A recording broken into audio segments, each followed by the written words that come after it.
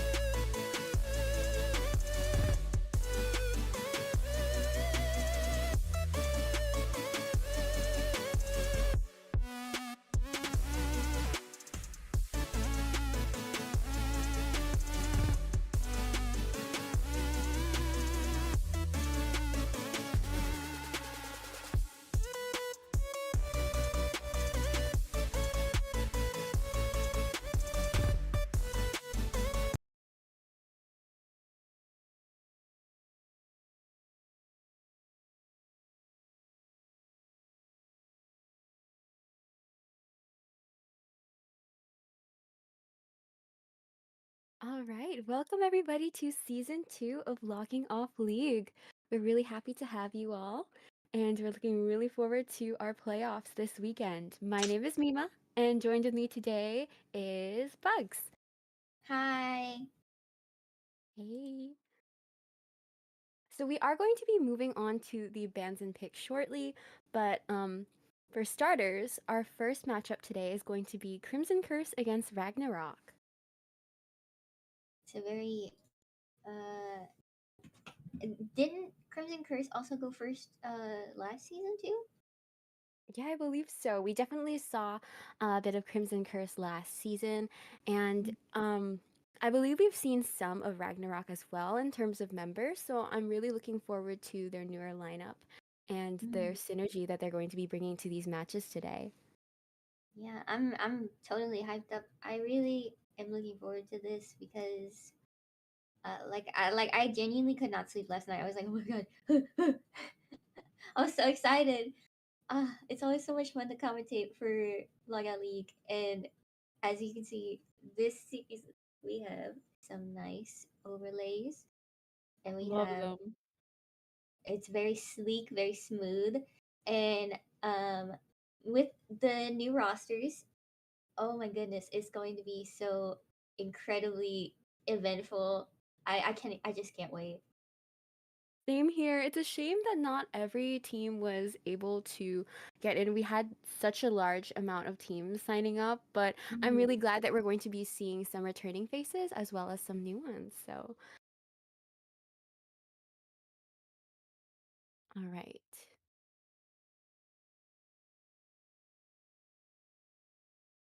Seems like uh the time between then and now has passed so quickly. Oh uh, yeah, for sure. I thought it was a year ago. I'm not going to lie. I think no, we were yeah, discussing this and they said, "Oh my gosh, can you believe it's been a year since season 1?" And no, season 1 was about 4 months ago. But yeah. props I to the admins for keeping things up and keeping things moving forward. it Mhm. it definitely feels like it has been a whole year since then. I'm not gonna lie, but I know in my heart that it hasn't been. So I'm like kind of tripped up a little bit, but you know, No, for sure. It's okay. We're keeping things going. Oh, and I do see that we have our PNGs on. I hope you guys can notice our little theme that we have going here. I had a lot of fun making my PNG this time around. I feel like um this was definitely the right choice because Mhm. I was super hyped for this Halloween and the new mechanic buff. So I feel like it's it's like in honor of mechanic, at least for me, since I chose Paper Heart. And it looks amazing. It's Oh my so god. it's so Mima. Thank you, thank you. I love yours as well. When I saw, I think Bugs had first pick actually, And Bugs was like, I want to do reservist. And I see exactly the vision. And now that Essie was able to bring your vision to life, I'm very happy with the result. Yeah, definitely. I'm happy with it too. Um, Mian, Mian literally bumped this out in a couple of hours. It was crazy. I watched her do it, and I was like absolutely mystified at how fast she was able to do it. So shout out to Mian. Gonna be with Yes. us soon. Uh, double peace signs. Love her. Mama, mama, mama. Yes, we love Mian. I'm so excited because we do have some different commentators on board as well. So I'm really excited to work with everybody. Hmm. You're all going to see them throughout the weekend as well as all the teams that have signed up. It's just so hyped. Like I know we're only starting the tournament, but it's going to be so fun to get to see everybody put their best step forward and yeah, it's going to be great. Oh yeah, it's definitely gonna be eventful this season, especially since we got the nerfs and buffs, the end of season nerfs and buffs. Yeah. Uh, as you mentioned before, the mech buff, the nightmare buff, the geisha nerf. Actually, that's going to be a little bit interesting to see that worked around. Mhm. Prospector And nerf too. prospector nerf can't go without mentioning that, of course. Silly me. Exactly. And I believe she's not allowed in this tournament. She's been banned in this tournament. But Fado Lady also has a significant buff. Uh, That's right. very exciting. I've been trying her out. She's very fun. She is. But it's definitely going to be so much more eventful this season, I think. Mhm. And I don't believe that Ivy was allowed last season. Was she? No, She was too not. new. Yeah, that's right. We weren't allowed to have Ivy. Um, we have a certain cutoff, and Hmm. this time around, our cutoff is with the fire investigator and the shadow. So on the bright side, we are going to be seeing some Ivy, presumably. I mean, she has looked a lot different since her introduction. She's definitely suffered through some debuffs, but it doesn't take away from her capabilities. So I'm Yeah. anticipating a little bit of Ivy, but yeah. I'm definitely anticipating a lot of Ivy. I was actually streaming myself the other day, and Yes. I the sheer amount of sangria and Ivy in the summer tournament for Hmm. IJL was absolutely like the presence of them is so strong in games, and it's really interesting to see how different everybody plays them, and like it varies case by case. Like people will take insolence on Ivy. A lot of people won't take insolence on Ivy. Hmm. It's definitely going to be very interesting to see how everybody here is going to utilize those characters as well. For sure. And I'm really looking forward to seeing if we end up having it in our first half here. We have selected our map, and it is going to be Arms Factory to start off our round one. It does look like we've got our bands in as well.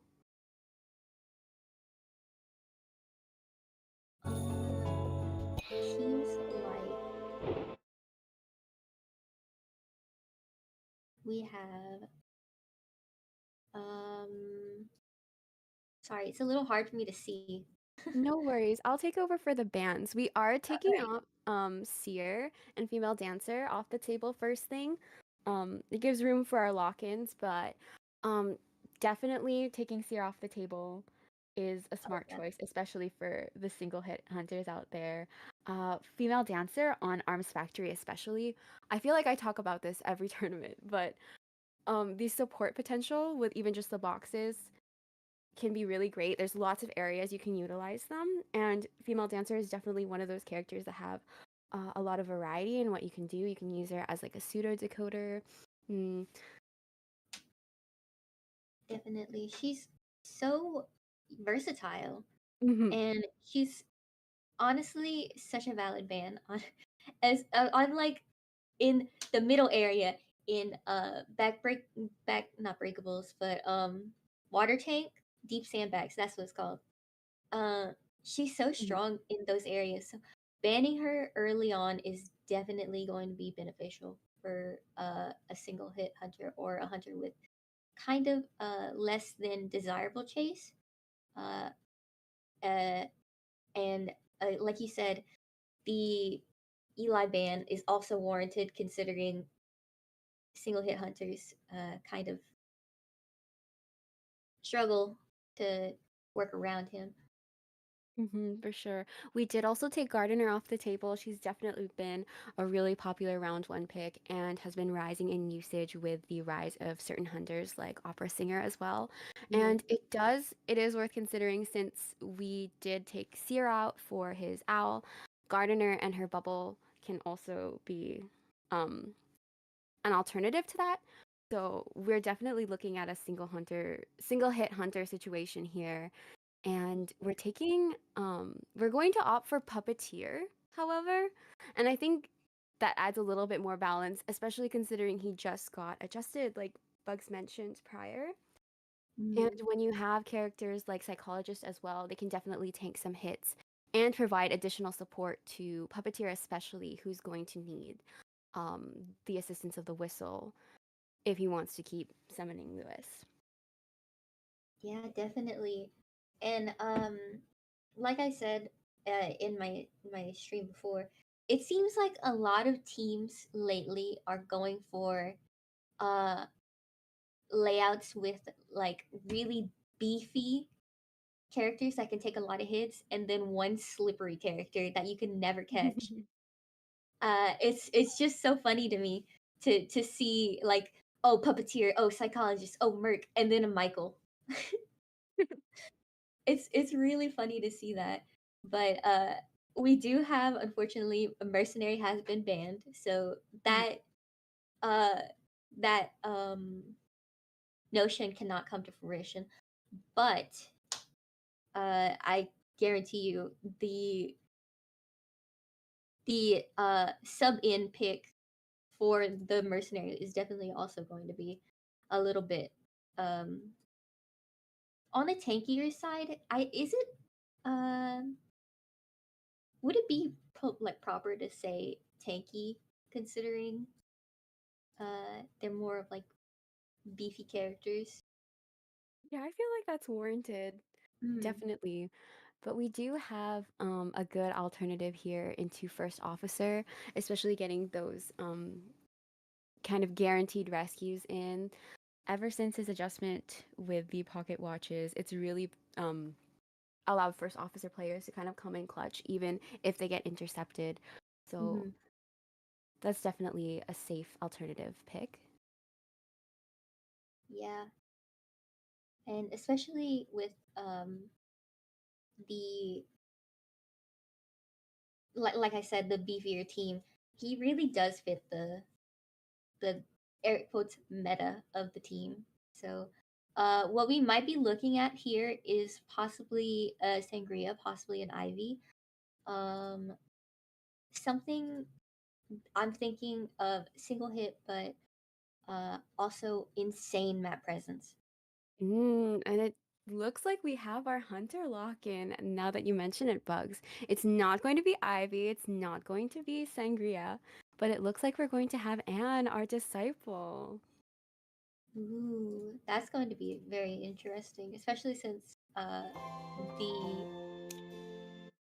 the acrobat, like I mentioned, is very slippery, but can't be slippery when you can't move. So it's definitely going to be a very interesting game, especially on, like I said in previous seasons, such a flat map like Arms Mhm. Factory. It's very level, and there's not much room for the cats to be off the playing field like Sacred Heart. Uh, it's very flat in that the cats will almost always hit if the well, that is if you don't drop it to the basement, of course, but Yeah, for sure. And honestly, with Disciples jump, she can definitely catch up to the acrobat here. Same with the puppeteer and virtually anyone on this team. I also feel like she poses a really great threat to the first officer as well. Mm. Being able to kind of negate that delay with his watch due to the cats. Oh yeah, and it's kind of interesting to think about like what could happen. But of course, we never know what's gonna happen until it happens. But I definitely think if she goes a more aggressive account like camping style, to patrol around the area and then use the cats to get closer to the chair, that's Mhm. definitely going to be uh, a pretty strong stuff, I find. Um, but still, Acrobat can make quite a number of plays here, especially if he is first chase, depending on where he spawns. So this is going to be a very interesting matchup. Agreed. I'm really interested to see how this plays out, and I'm really happy about this pick. It's always fun to watch Disciple gameplay, and I feel like, especially in round one, it really like ups the ante, and I do believe it is going to be, I think it's going to be devil hunting first, right? And I do Uh, believe we've seen some aggressive gameplay from Devil in the past. So I'm looking forward to some aggressive and plays, especially on such a smaller map. I feel like there's a lot that the hunter can do, especially um, with how the survivors play it out as well. Like you can always opt to, for example, you can sell if you really want to focus on the cipher progress, but it's really easy to change targets on such a small map, especially when you have that sort of reach that Disciple does. She also has really great reach for disrupting decoding in general with her cats, and if you get silenced, you're off your cipher for quite a bit. And that can definitely put a stunt to their decoding. We have some slower decoders like the first officer too. Mm. mhm. We are definitely in for a very interesting matchup. Sorry, I had a message on my phone, but yeah. So, like you said,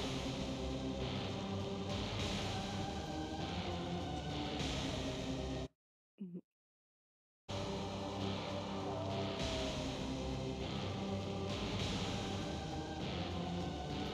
I'm interested in seeing what sort of persona looks they're bringing. I mean, we can definitely anticipate first officer bringing Tide, but in round one, sometimes you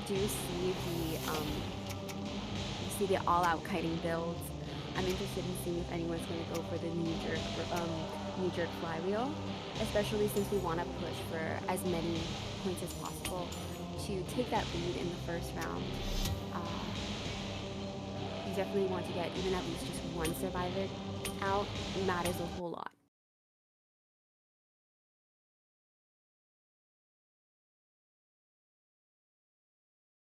yeah, definitely. I mean, uh, first chase. This match is almost going to hinge on who is first chase. Uh, Especially with what they're bringing. If the acrobat opts for a tide build, if he opts for a flywheel build, if he opts for a broken windows build, if the psychologist brings tide, if broken windows or flywheel, as well as the puppeteer, it really is just hinging on who is going to get first chase. As Mm, right into the match here, and it mm, looks like we're going to bait a stopwatch out of the first officer early. This is a very very interesting choice to use it here. Psychologist will be the first chase, it seems. yeah, Zinnia's in a really good area here for breaking line of sight for this disciple, but she is going to get a first hit here. Yeah, and we will be seeing the disciple also bringing warp, as well as a detention, and I believe that's confined space. Ooh, So, we're gonna get that second hit over here. Psychologist is going to transition back to the window over here. Really excellent dodge on the cats, but calling them back here is going to allow Disciple to jump to catch up with her. ooh, Ooh, are we going to wait out the stress? We are, but we um, aren't going to get a hit yet. We're going to do a little mind game over at the pallet here. I feel like there was a little bit of a blink bait there, but yeah, Psychologist is going to go down. Yeah. Like Bugs mentioned, we are seeing this Disciple run warp. It's pretty common for Disciple to run warp nowadays, especially with how strong it is on her. But our first officer is going to move in for this rescue. We're going to use that last pocket watch since we used one in the very beginning of the match. But we are making some distance back. Oh, I don't think Disciple was able to get into that second phase of the watch here. So, just really has to be careful. oh, and it's right at the edge of the chair time as well. We might not be, oh, and just barely getting the save before half. That was a really solid rescue, but we are going to get one hit on the first officer. Psychologist is long gone, but we are going to be seeing Warp utilized to catch up with Psychologist. She's since then transitioned over to the Shack Ruins area, but we are going to see a beautiful jump here and double down. Absolutely beautiful game of catch up. Uh, it's we're down to just three ciphers, essentially two, if they can, if the puppeteer can finish his cipher. And it seems like we've picked off the next rescuer as well. Um, going for a little bit more of a patrol type um camp style. And it seems that we're going to be committed to the puppeteer for a second here. Yeah, unfortunately, it does look like the psychologist is going to be sent back to the manor shortly. But oh, we are going to get a beautiful. Oh, we're going to get a hit on the puppeteer here. But psychologist was able to be rescued just in the nick of time by our rescuer here. It does look like we're going to go back to our psychologist, however, especially since she's on her last chair. We're going to go for our first officer here. Who is going to get down to second time. Now, we did utilize exit path earlier, but we are going to opt to chair this first officer here. Yes, and especially since they're in a situation here where the psychologist essentially has to whistle the uh, the puppeteer as nobody else can heal him. And she also has one in order, so we will be seeing her be oh, Cyberpunk. Wow. And we Oh, will we're be going to doing tear tear shock. shock. Yes, this is psychologist's last chair, so she is shortly going to be sent back to the manor. But we are going to be having our first officer on the nearby gate here at Shack, and our other two survivors, Puppeteer and Acrobat, are going over to the factory gate. Now you need to get to the gate here really fast, especially since it's opening just so quickly. And oh, the first officer has gotten out. Well, we do still have warp to utilize here on the playing field.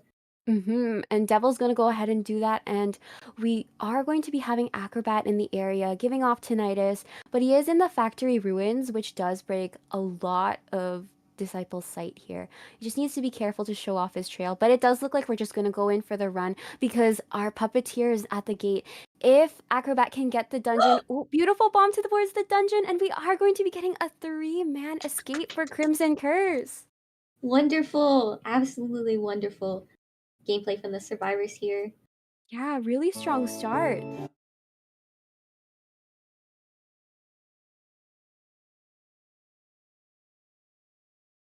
Yeah, so we aren't going to have a look at the deduction stats, but definitely off the top of my head, psychologist did a pretty solid first kite.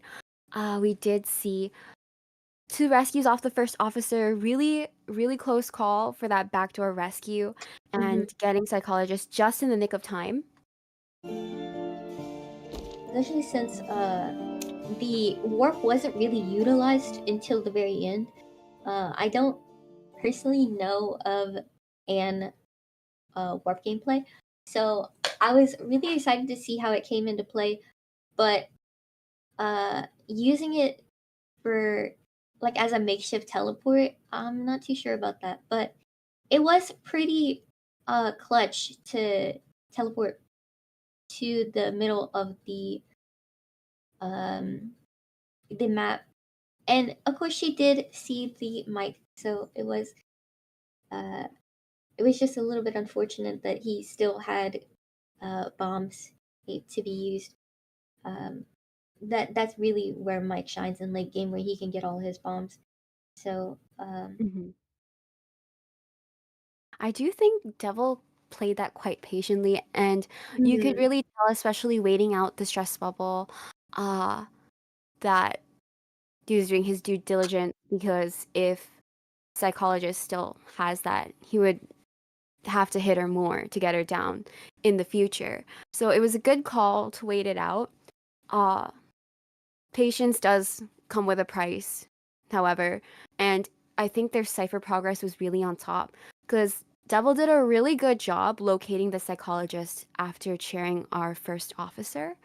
And honestly, if it weren't for that cipher pop, we would have been looking at a three-person end game. Even though we did see psychologists get cut off at the window vault over in our end game, it did allow for some more time for the first officer, mhm, especially to get that gate open, because that's what he and the puppeteer used to escape and open up that dungeon and secure that three man. mhm.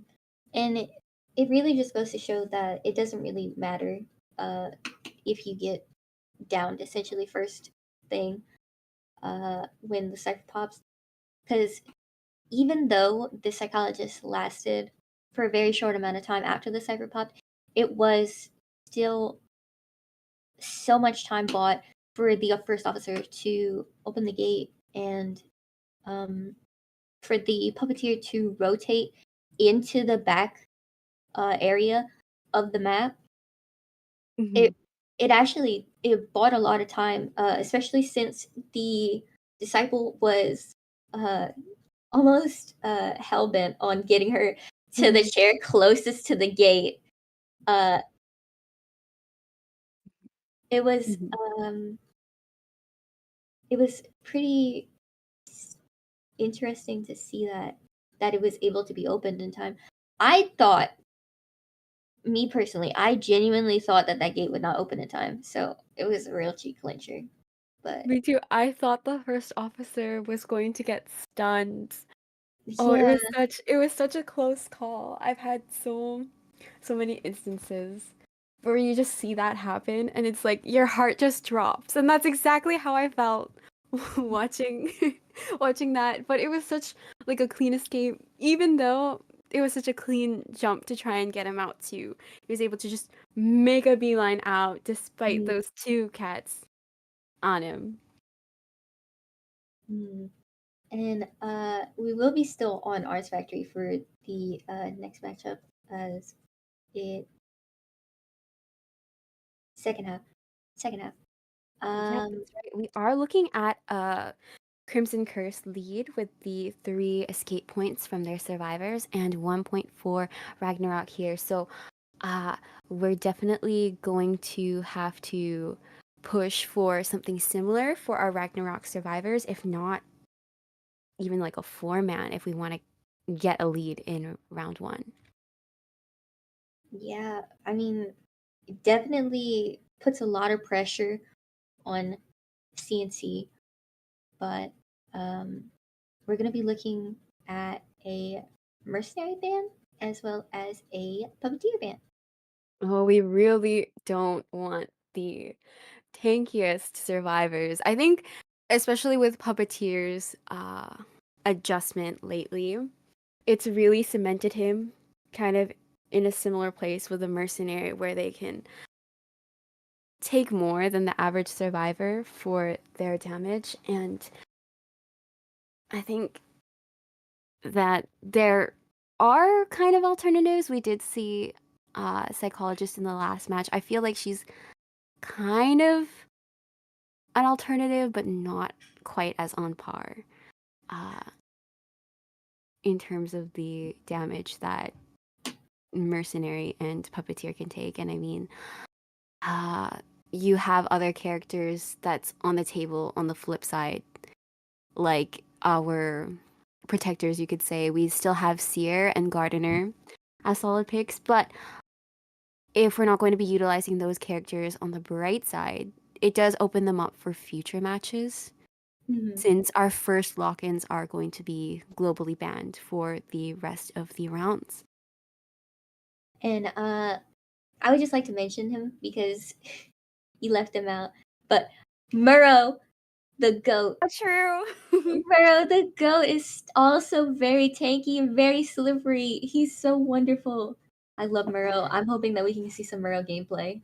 Yeah, leave it up to Bugs for the Hullabaloo gang, but definitely Murrow's up there too. Wildling has definitely been utilized a lot, especially even in just our round ones. I feel like we often see wildlings go up in round one as well. They make for a good alternative and kind of like a stunner as well, but I do know that there's instances where we can cancel out that boar, so there's the risk of that, Mhm. especially when we have any hunter up for grabs, since we're not able to ban up any hunter yet. Mhm. I know Ivy is definitely infamous for kind of canceling out spectating with a Sears owl, getting on that wildling boar, and so on. Oh yeah, with the jump scare. Mm-hmm. That's I completely forgot that she can do that. So that's gonna be really Awful. interesting if we see a Murrow. We might see an Ivy come out to kind of counter that. And again, with Ivy on the playing field, that's a lot of stunners that are out of the question. Uh, like forward, batter, to name a few. Those are definitely going to be um, countered almost devastatingly by her. Mm-hmm, absolutely.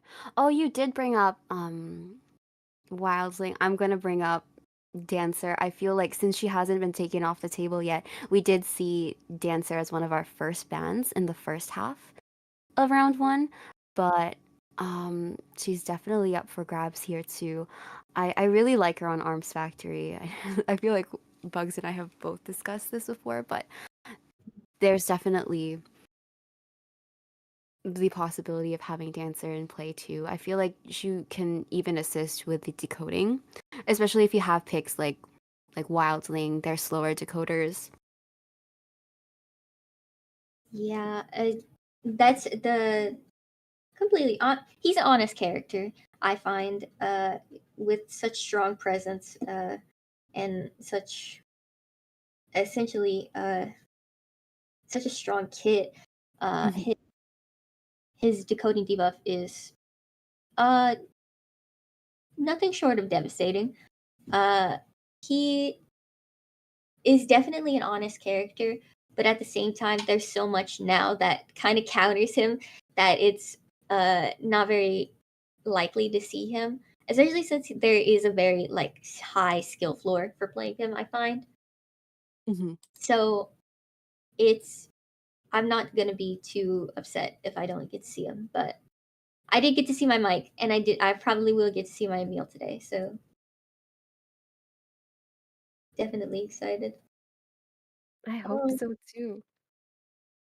just a quick question: Does Ivy can Ivy cancel the Emil hook like mid jump? Is that does that work or does it have to be before? Me too. I I believe so. I don't personally play Ivy, so I wouldn't know from that perspective. But considering we've also like you've seen Ivy like cancel out elbow pads, I feel like it's kind of in a Oh similar yes, vein. you're right. I have seen Ivy cancel out L pads. Wait, that means that she can also stop the dancer twirl. Okay, wait. Ivy might be goaded. Yeah, a little bit. Just a little Yeah, just bit. a little bit. She might just be the really popular round 10 hunter as of right now, as of late, but no worries. No I worries. You Definitely. mentioned like canceling out the twirl and like something in me just like awoken like there's like like something like a knee-jerk reflex like oh Sleeper agent. I know that feeling. Oh my God. Yeah. Haven't been playing her lately because I know the feeling. Definitely. Uh, but yeah, she can cancel quite a bit of things. So like I said, s- s- on such like a small map like this is definitely where she's gonna shine if we do see her. Especially Mhm. round one, where we don't have hunter bands. So it's going to be very interesting if we don't see her. Right. I do believe we So have two of our picks coming in as well. We have the seer who hasn't been banned first pick, surprisingly, and the psychologist. yeah, honestly, good call to utilize him while you still can. Even though he will be our future global ban, I think considering our bans here, we're looking at a hunter who can deal a lot of damage, and I think even just utilizing one owl can be a game changer if we use it for support, if we use it for seer, if he ends up being first kite, really makes a big difference. And when we have psychologist as well, she can also tank those hits, but also help out in terms of the healing Hmm. on this team as well. And we will also be seeing our next bands. It will be Gravekeeper as well as Michael.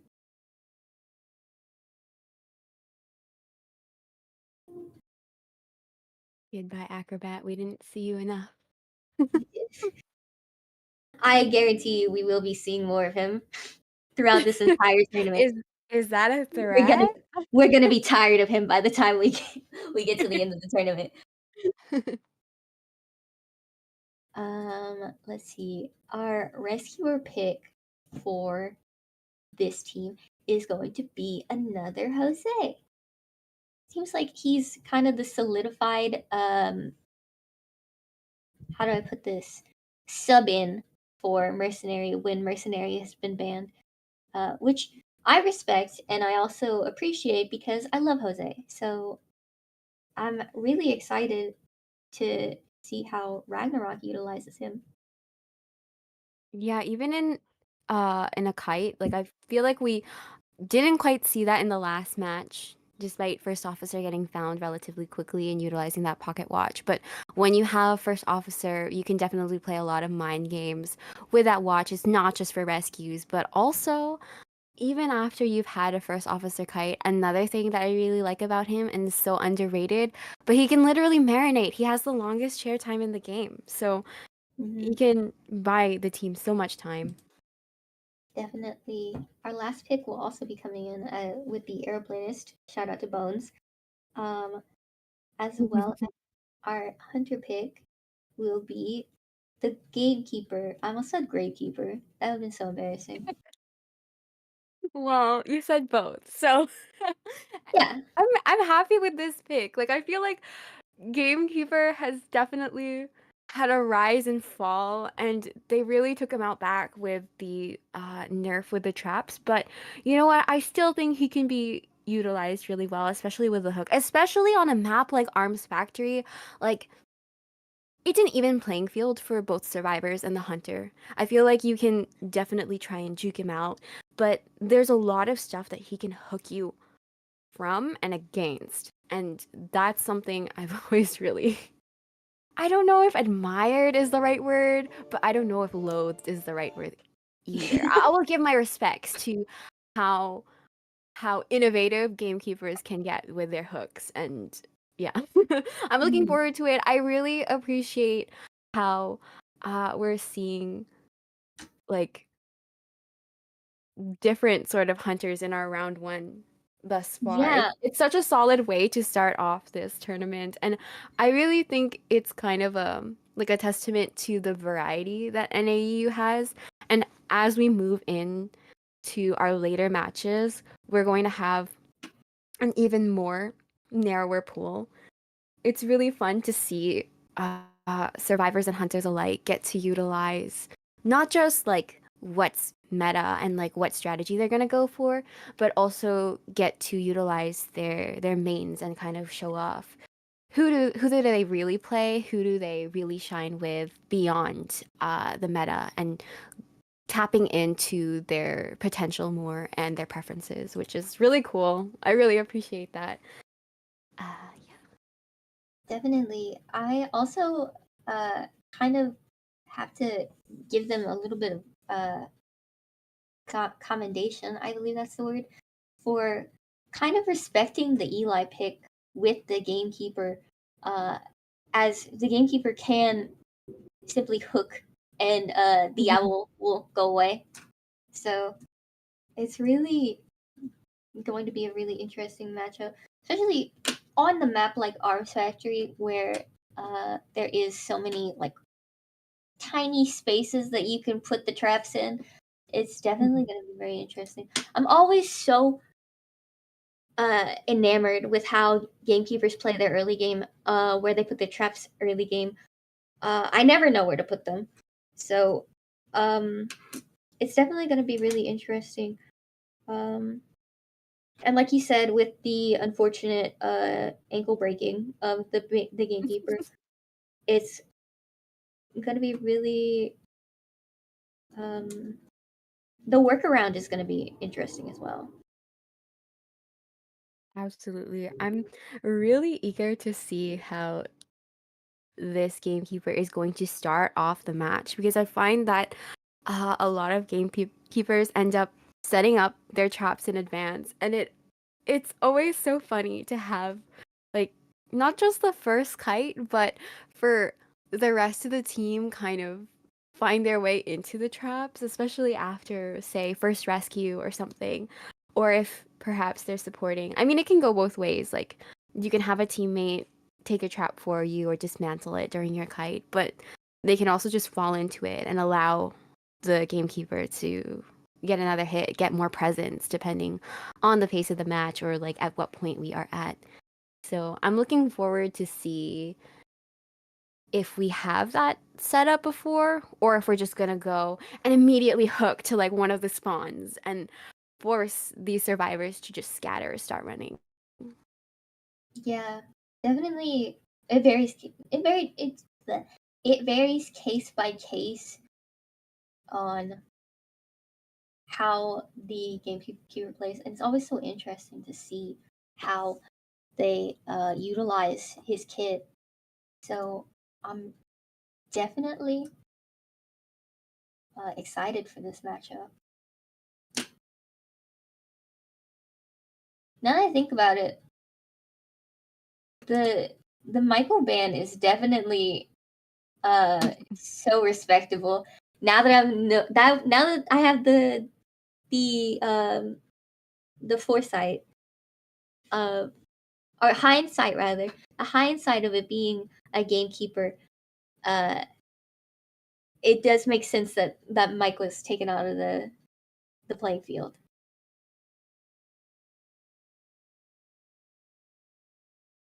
Yeah, for sure. I definitely agree with that. I am really looking forward to this match. I think we are going to head right in. I'm curious to see which of the Ragnarok survivors are going to play who. Uh, it does look like we're going to have Devil playing as a survivor as well. Props to those who are dual faction, especially for a tournament where you're playing back to back. Hmm. And I mean, this could go for hours, so Mhm. definitely props to them. It seems like we will be taking a flywheel on the airplanist as well as the seer, broken windows on the psychologist, as well as our only tied first officer.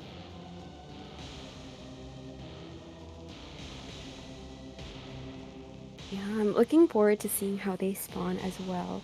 We're gonna get to see that area selection here. Mm.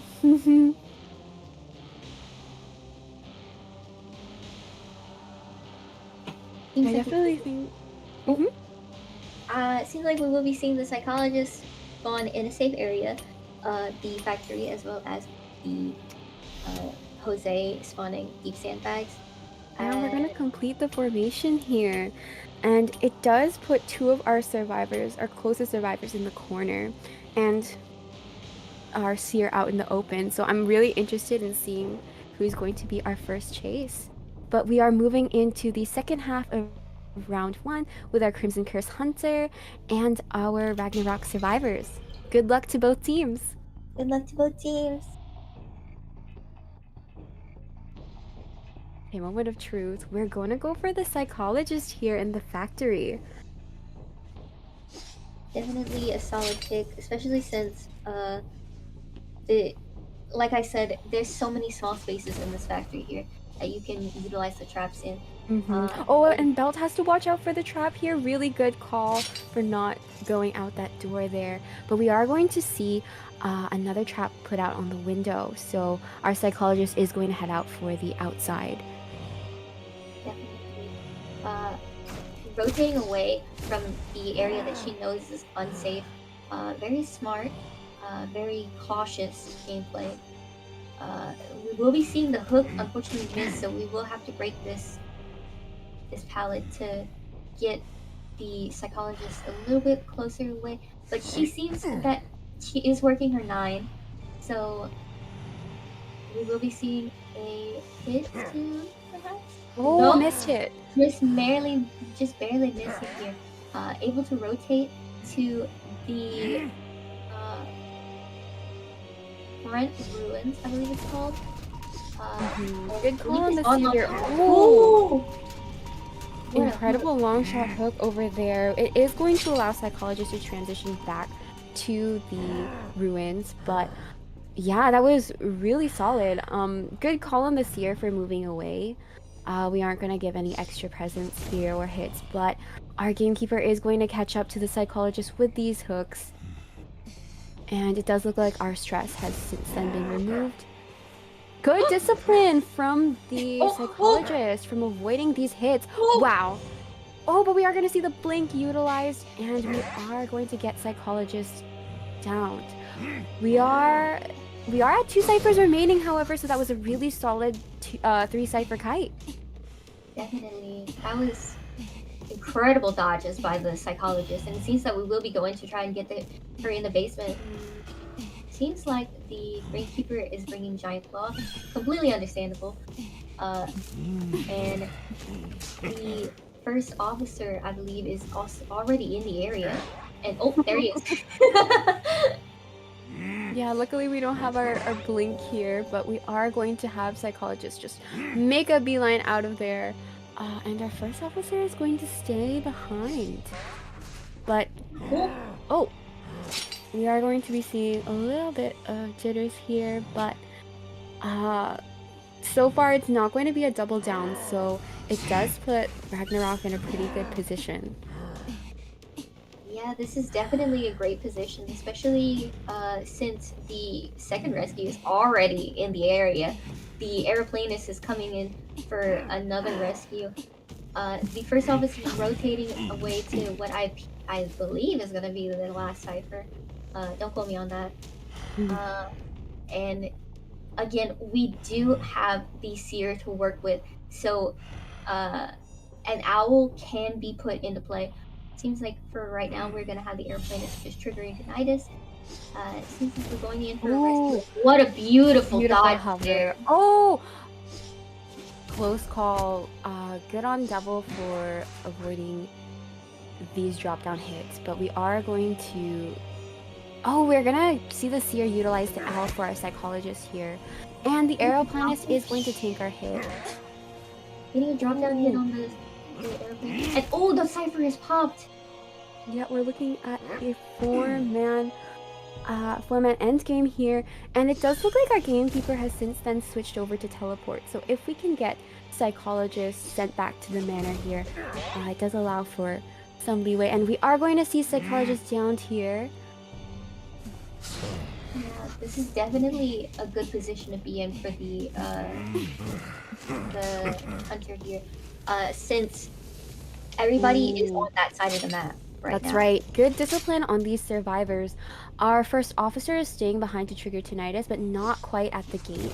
So we don't start our next chase. But our other two survivors, the Seer and the Aeroplanist, have since then moved to the opposite side of the map.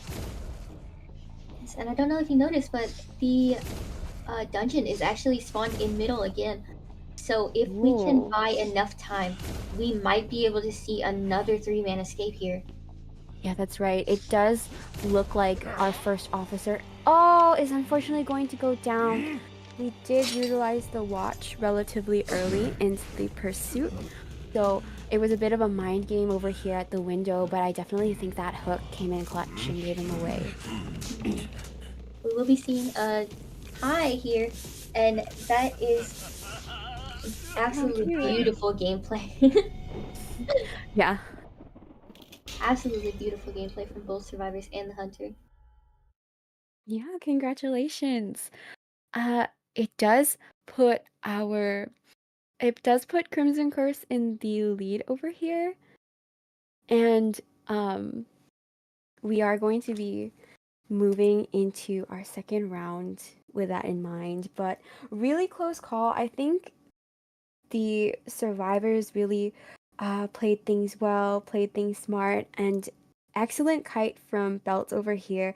I think the discipline that's required to not slip up against the gamekeeper definitely happens. Like we saw it in the vaults, we saw it in the kiting routes. We avoided the areas that uh, where traps were laid down. That I think even the gamekeeper caught on and decided, you know what, we're just gonna go in for the hook and breaking that distance with the survivors. I think the teamwork was really good as well. Like we had that owl, despite the no tide basement rescue. Uh, every player was able to utilize their character well. I really loved the hover off the aeroplanet, Oh getting into yeah, the basement. Oh my goodness. that was such a dodge. Especially, That was yeah, actual mind games. especially since this gamekeeper knows what they're doing with that hook. Like, that was two drop down hits. Had Aeroplanist not had that distance, I definitely feel like uh he would have gotten intercepted before getting to that chair. Yeah, and I had noticed it during play, but the gamekeeper was purposefully staying away from the first officer while chasing him at the end, so that the first officer couldn't possibly get the pocket watch off on him. Mm-hmm. Yeah, good call. It's interesting how much distance they put in with one another. I think it was also a good call to stay away from that gate, knowing that our psychologist was going to get sent back to the manor, and having that trait switch. Like, it's a Mhm. 50-50 when it comes to whichever gate the hunter is going to go to next. So it was a good call to kind of like linger to give that tinnitus, but kind of stay around. There's still that option of dungeon, like Bugs pointed out. Uh, Mhm. yeah, it was a really close call. Definitely, and uh, mm, like I said before, it's kind of hit or miss with in game when you have detention. So having everybody on that side of the map was a little bit of a crusty situation to be in, but it worked out very, very well for the survivors, especially since they started rotating super early. Um, Mhm. and I think that the airplanist using his jetpack kind of tipped the hunter off to which direction the survivors would be in.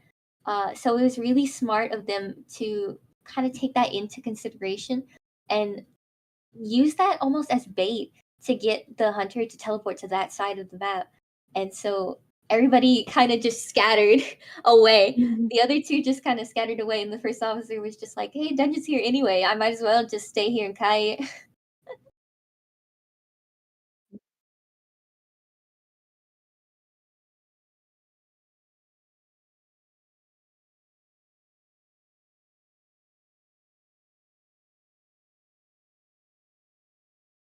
All right. So it does look like moving into our round two, we are going to have some substitutes switching out for some players in both teams.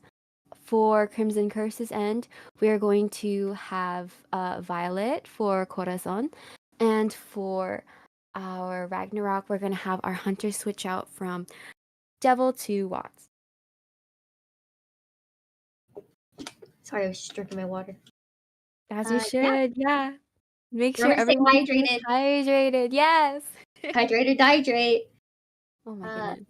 Definitely going to be a very interesting matchup, especially since we're going to be seeing Devil, um, who was previously our survivor, or hunter rather, on the survivor side. We saw a little bit of that just in the last match too. Devil Yeah, was playing and the Arrow Planets. he was Really good job. absolutely, absolutely amazing.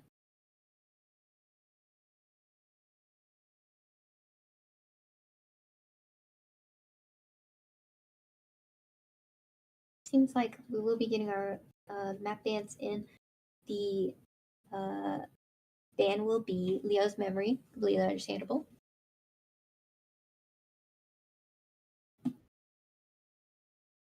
And our map pick will also be coming in. We will be seeing Chinatown come out. Yay! Woo. Well, I'm looking forward to this match as well. I feel like Chinatown is a lot more of an open map in comparison to Arms Factory. It's not as large scale. I see why they would take Leo's memory out of the equation since it's one of Mhm. our bigger maps in the game. But Chinatown does have some significant two stories on opposite ends of the map. So I'm looking forward to seeing that be utilized if the hunter doesn't cut off these routes for the survivors. And a lot of a lot of hunters are actually taken out of the playing field, just from the fact that it is Chinatown. Given it's not a level map like Arms Factory. Uh,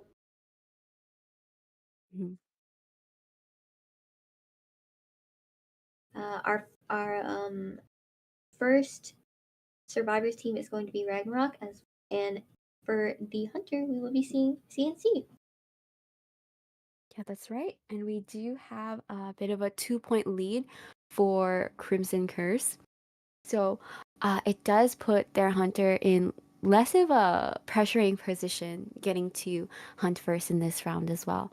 But the point gap isn't too huge, and both teams have showcased how formidable they are in working together. I mean, in both instances for round one, we did see a four-man endgame for both teams. So I definitely think that we're really on an even playing field, and we're Mhm. just going to have some more flavor when it comes to these latter matches. Especially since, like I said, uh, it doesn't really matter you how long you kite in game. It really hinges on how fast you can get the gates open. And Chinatown has some distance between the the the gates, so I'm going to be really interested to see if they can make the trek around. I kind of love the gate wars for Chinatown though because Oh it's yeah, so open and so clear. I feel like it kind of works in both factions' favor, just depending on how much you try and step ahead. Like you can anticipate what the other side is going to do and kind of act accordingly. You can try your best to, go back for a rescue, for example, or you can cut someone off for a rescue, or you can kind of anticipate, like, oh, maybe they're not going to this gate, maybe they're hanging around. I don't know if that makes sense, but I find that because there's just so many possibilities, it's kind of like a back and forth on Chinatown. There's a lot that you can end up doing, even if it's just maybe like two survivors left on the playing field in the end game. Right. I feel like it's one of those fun maps where it's really like intense from start to finish, and you can kind of um just act accordingly, change what you're gonna do at the drop of a hat because like the opposite gate is just a walk away, you know, and Right. the dungeon locations aren't too bad to hit either. Yeah, two of them are on the way to the gate anyway, so Exactly. uh, we will be seeing our uh, is that global bands down there? Global bands. Okay.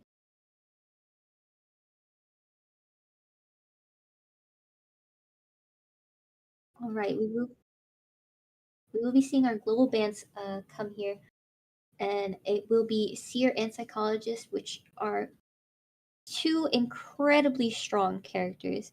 It's really sad to see them go so soon, but also it was uh, really fun to see them in the playing field when we had them. Yeah, absolutely. Uh, it does give room for some of our other tankier survivors. However, if they're able to be picked, I know Ragnarok hasn't yet utilized the Gardener, and I definitely feel like she's one of those really great alternatives to Seer, for example. Um, we could be going for a different strategy considering the sort of terrain with Chinatown is that there's still a lot of buildings. It's less like Arms Factory in the sense there's a lot of objects. Uh, Mm. so it does make room for survivors who can kind of break a lot of distance. Like you have Priestess, you have Toy Merchant, and more recently, Fire Investigator. I knew you were gonna say it. I knew it. I think that Chinatown is a really good map for him. What can I say? You were like, you literally. I felt it in my bones that you were gonna mention him.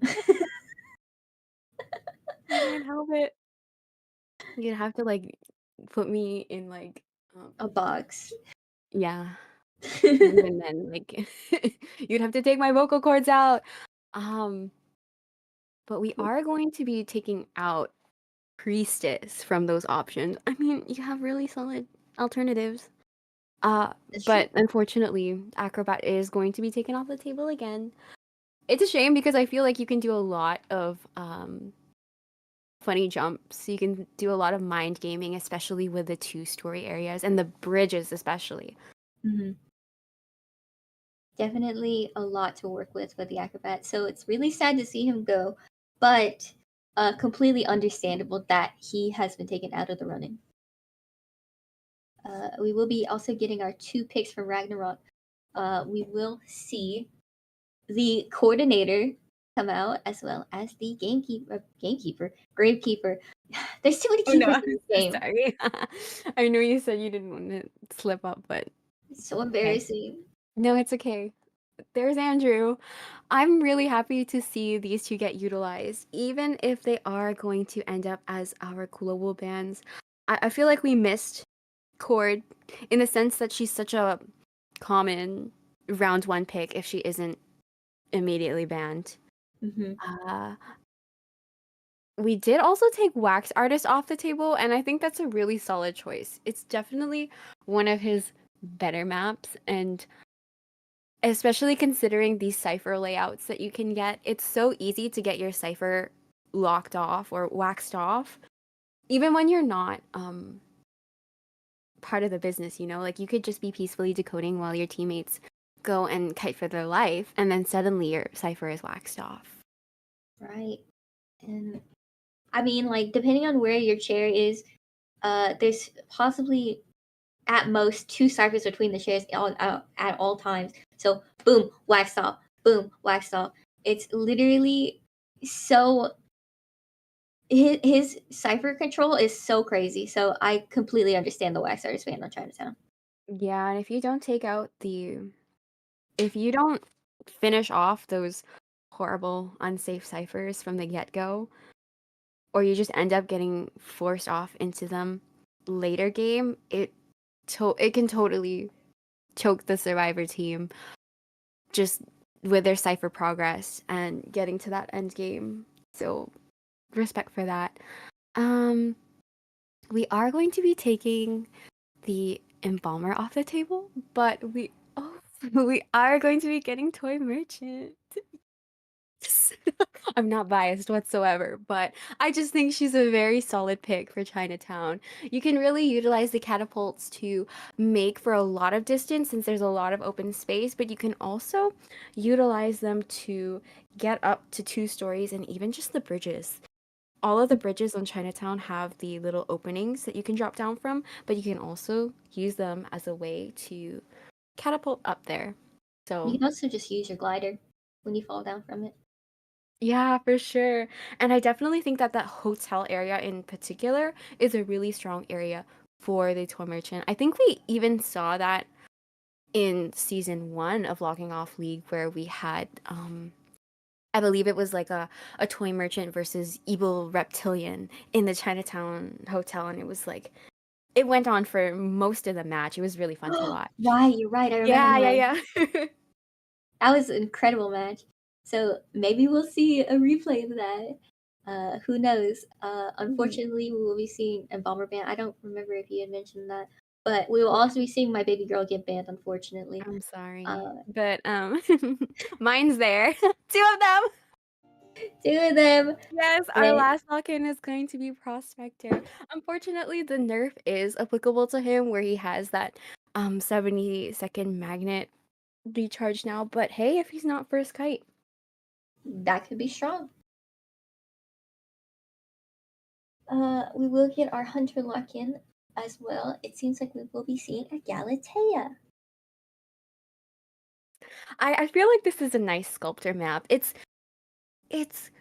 like I feel like as a survivor, especially with her early presence or no presence, it's not so bad to dodge these statues. There's a lot to work with in terms of open areas, but once you're in the thick of it, there's a lot that you can do with that nobility statue. You can get chipped easily, and again with cipher pressure, I think cipher pressure when it comes to maps like these with the ciphers so clumped together can definitely Mhm. work in the hunter's favor. So despite the graveyard nerf, I definitely think that there's lots of room for this sculptor to kind of put a halt to the cipher progress of these survivors. We've seen both teams really stay on top of things in terms of cipher progress, and we haven't seen as much kind of discord happening over in these ciphers, but on such an open map, I definitely anticipate some intense situations where the survivors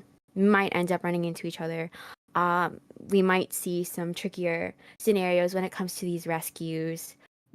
And who knows? I don't want to manifest something like someone getting stuffed, but the possibility is still there when Sculptor Right, is on the table. So Ragnarok has to look out for that. right. And what's good about the fact that they're they banned a lot of the tankier, rather the tankier characters were taken out of the playing field, and they haven't been opted for here. Um, is that Galatea kind of struggles against the tankier characters because of the chip hits, uh, and having such almost slow in a way Hmm. um, auto attack animation. So it definitely works in the favor of Galatea to have the tankier characters taken out. Uh, and with so much negative space on Chinatown, though, the kiting areas that are good are really enclosed, so it's also working in her favor.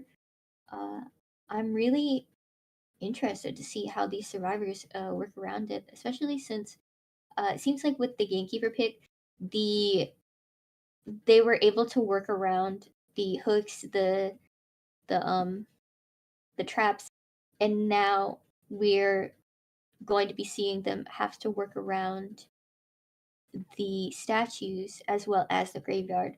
So it's definitely going to be really uh, interesting, to say the least.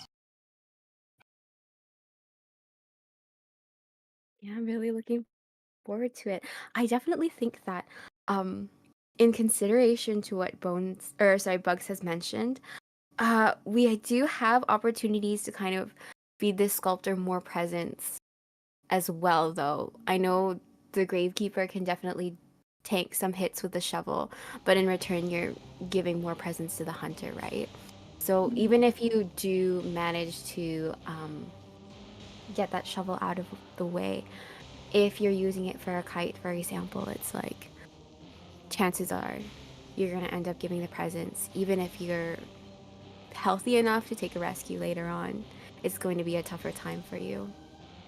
yeah, definitely. Um, it's going to also the coordinator, the statues can block her gun, so Mm-hmm. it's gonna be honestly, if that comes into play, I'm gonna be really surprised. But I do hope I can see something like that. It seems like we're going to be going for a pretty solid formation of the Graykeeper in the middle, as well as uh, the prospectors spawning closer to the front gate. Actually, I don't even know if that's front gate. That might be back gate. And the toy merchant in Ooh, the opposite gate. we're gonna go for a plus formation. Interesting. I was kind of anticipating hotel to get cut off, but Right. it does look like we have like all three survivors there as an option for first kite. We'll have to set up accordingly. But we are moving into the first half of round two with our Ragnarok survivors up against our Crimson Curse Hunter. Good luck to both teams.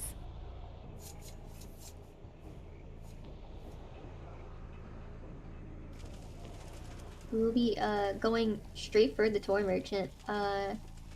Nope. Seems like we're going to be going for the middle area here, trying to see if we can find the Gravekeeper. Very um solid pick. He has dropped the pallets here, so uh probably looking just to get the shovel out and then rotate to a different survivor, uh, as he has shoveled pretty early here.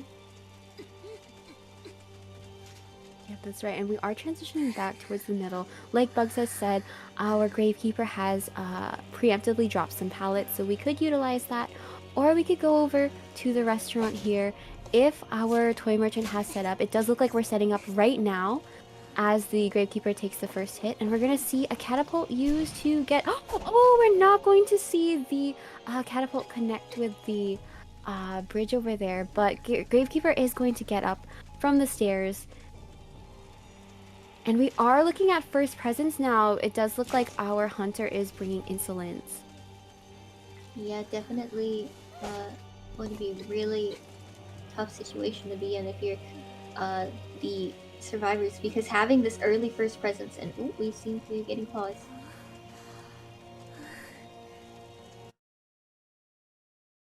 As I said though, having that early first presence is definitely going to be a sticky situation for the survivors here. Uh, while we are during this pause, though, I would like to note that the Gravekeeper is the only one with tied. The coordinator and the toy merchant are running broken windows as well as borrowed time, and the prospector is running broken windows as well as flywheel, and our sculptor is running warp. Mm-hmm. Yeah, and great kite from the Gravekeeper so far. I know, especially when it comes to hunters like the Sculptor, you're definitely going to want to kind of preserve your resources when it comes to the rescue. But hey, in on the other side of the coin, I feel like if you are able to utilize your resources and as much as possible hold off from the chair, then it also works out in your favor. I think definitely dropping those pallets in advance helps out um in terms of creating your routes as well. Hunters like the sculptor especially can really cut you off from those pallets with putting in the statues that either just block you from going or just push you back and towards the hunter as well. So I definitely think that that helps. And we are going to return back into the match. We're going to get a chip and hit over here to the Gravekeeper, who has now transitioned back to the stairs, but we are going to utilize warp and we are going to see a decoy used.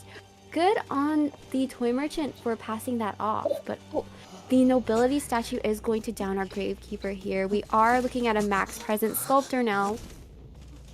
Yeah, that's gonna be definitely really sticky, especially since this is first chair and we do have 3 ciphers remaining. Um, the ability to stuff is so prevalent right now, and like I said before, Gravekeeper is our only tie. He is gonna have to make this work somehow. And Uh, same with his cord, who, oh, that was a really close call. that was a really close call.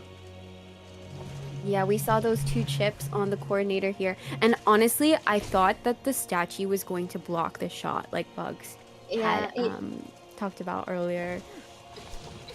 it definitely looked like it. It seems like he just Oh, put the items in the toy box to give to the gravekeeper. I'm just gonna call him Andrew. And it seems that our gravekeeper will be seeing his second chair. But Toy Merchant is in the area for another rescue, and she may be able to get the rescue off without any flack. yeah, if we drop down from the bridge here, we could definitely glide over. And it does look like we are having Toy Merchant hang around that corner, but we are cutting close to the end of Gravekeeper's chair time, so it's possible that we are going to be selling and just tinnitus baiting at this point. It does seem to be the case because the sculptor is long gone, and Gravekeeper, unfortunately, is going to get sent back to the manor. But Warp is up, and our next target is going to be that coordinator.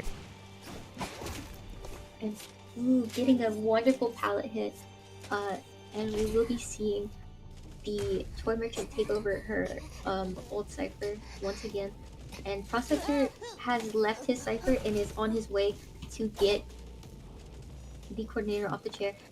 Like you said, Mima, he does have 3 magnets to work with now, so we might be able to see good support coming from him. Yeah, that's right. Oh, something that I wasn't able to mention earlier is that you can definitely use the statues to your advantage as well. It's a little bit more trickier, but you can kind of stun the sculptor against the statue as well, which I do find a little funny. Oh, excellent flywheel to negate that chip hit with the statue over here. Oh, we are going to utilize one of our magnets and get a chip on, but oh!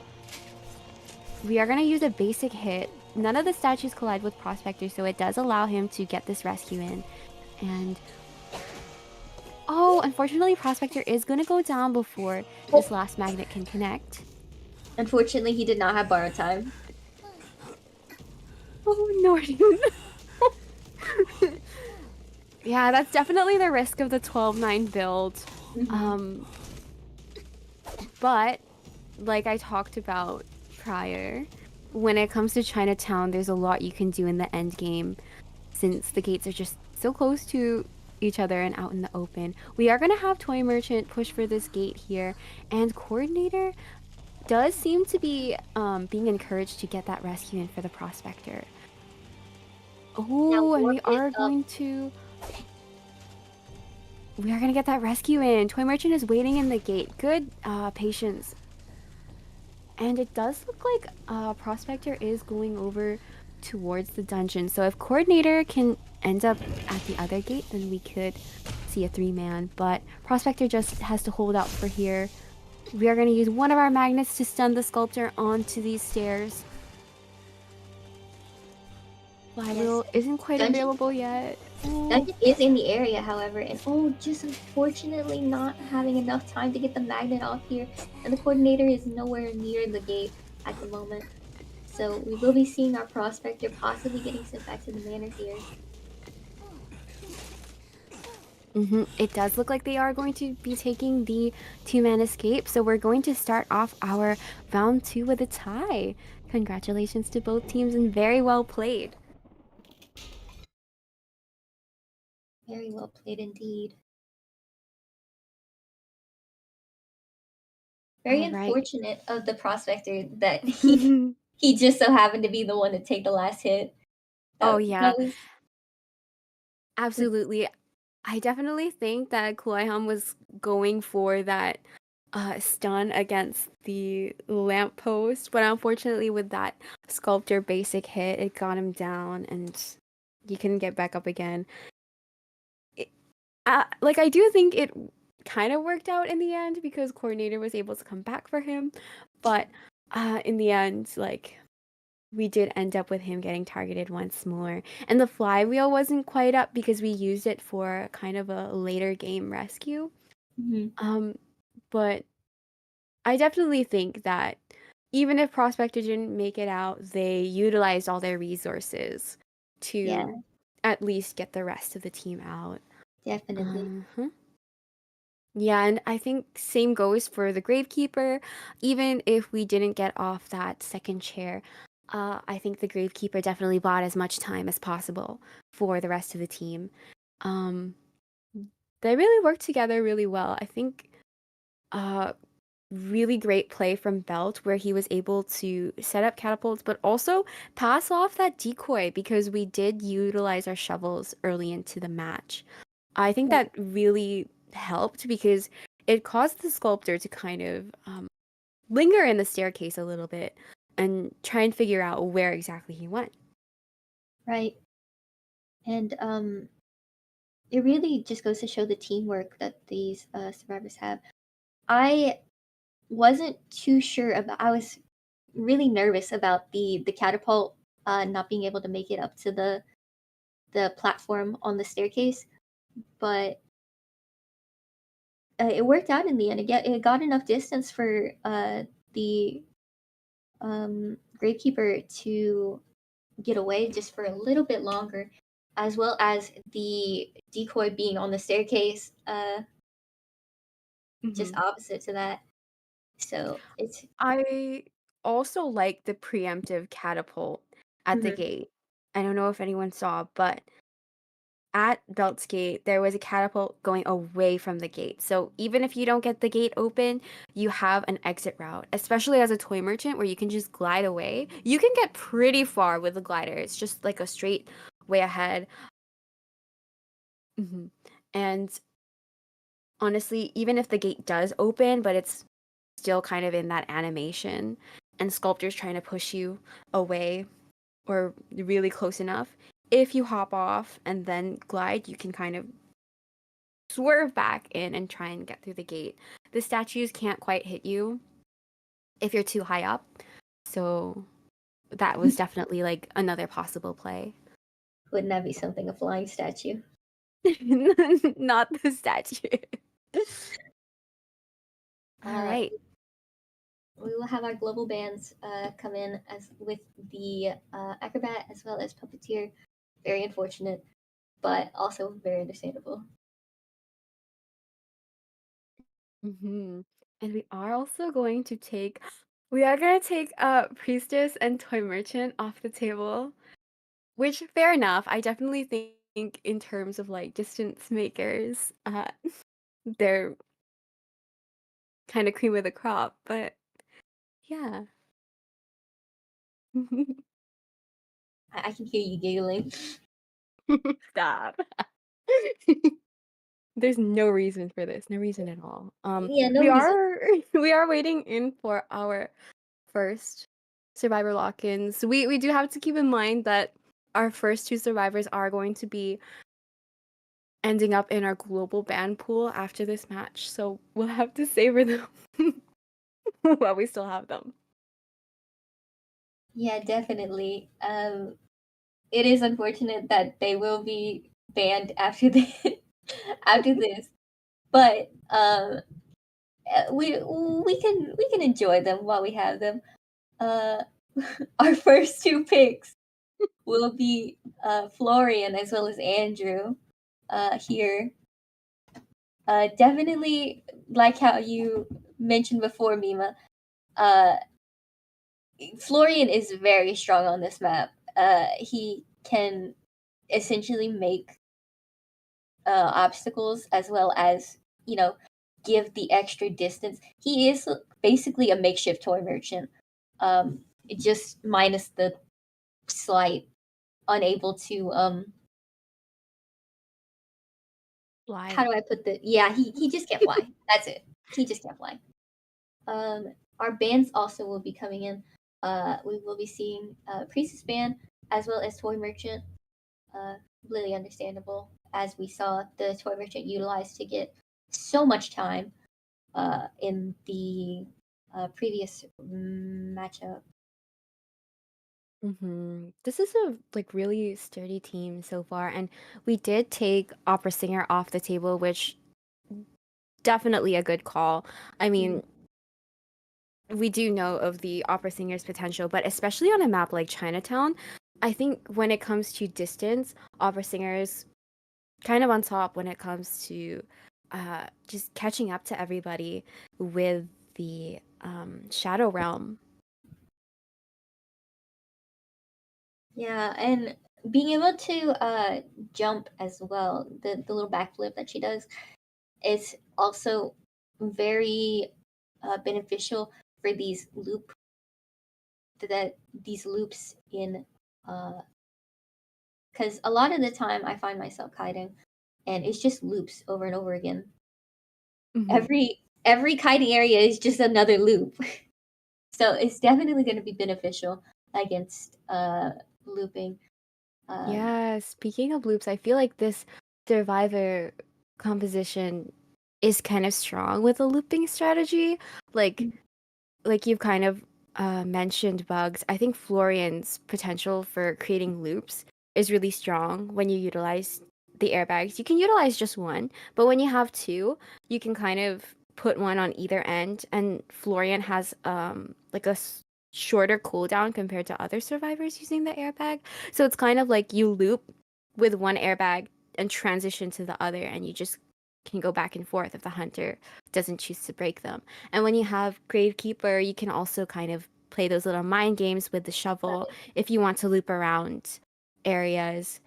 You have the coordinator who can definitely buy some time, like we saw in the last match. I feel like she's very raw kite dependent, and Mm, you have to kind of be particular about the way you utilize the terrain because on Chinatown we do have those limited vaults with the windows, mhm. but that's where your persona webs kind of come in clutch. Like it's the same sort of discipline you would require to kind of watch your cooldowns. For example, if you're bringing knee-jerk reflex, you have to be mindful of when you're vaulting so you can utilize your persona to its potential. And it does look like we're going to have the patient as well, Bugs, finally. Wonderful. I think this Uh, is a good map for him as well. yeah, this is amazing map for him. Um, I will say that this is a really strong transitional team. Hmm. We have Florian, we have uh, coordinator, we have patient, and we have Andrew. So this is a really strong team to get from one place to another. Uh, so definitely going to be very hard to catch team.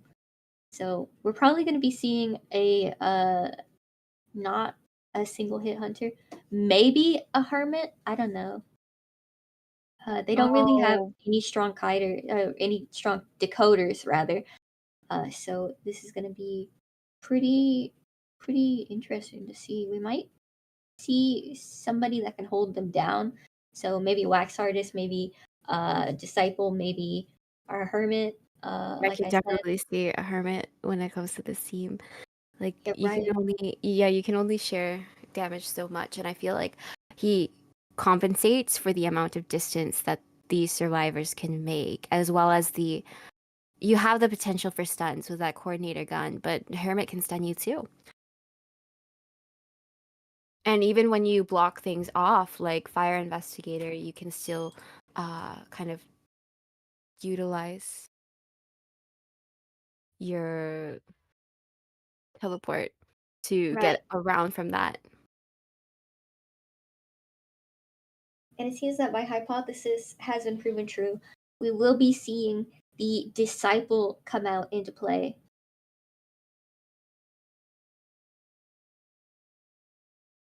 It's going to be really fun to see the disciple utilized yet again. I'm really loving these hunter picks as well. I feel like from both the survivors and the hunter factions alike, we've been seeing some like familiar faces, but also again, like characters that aren't as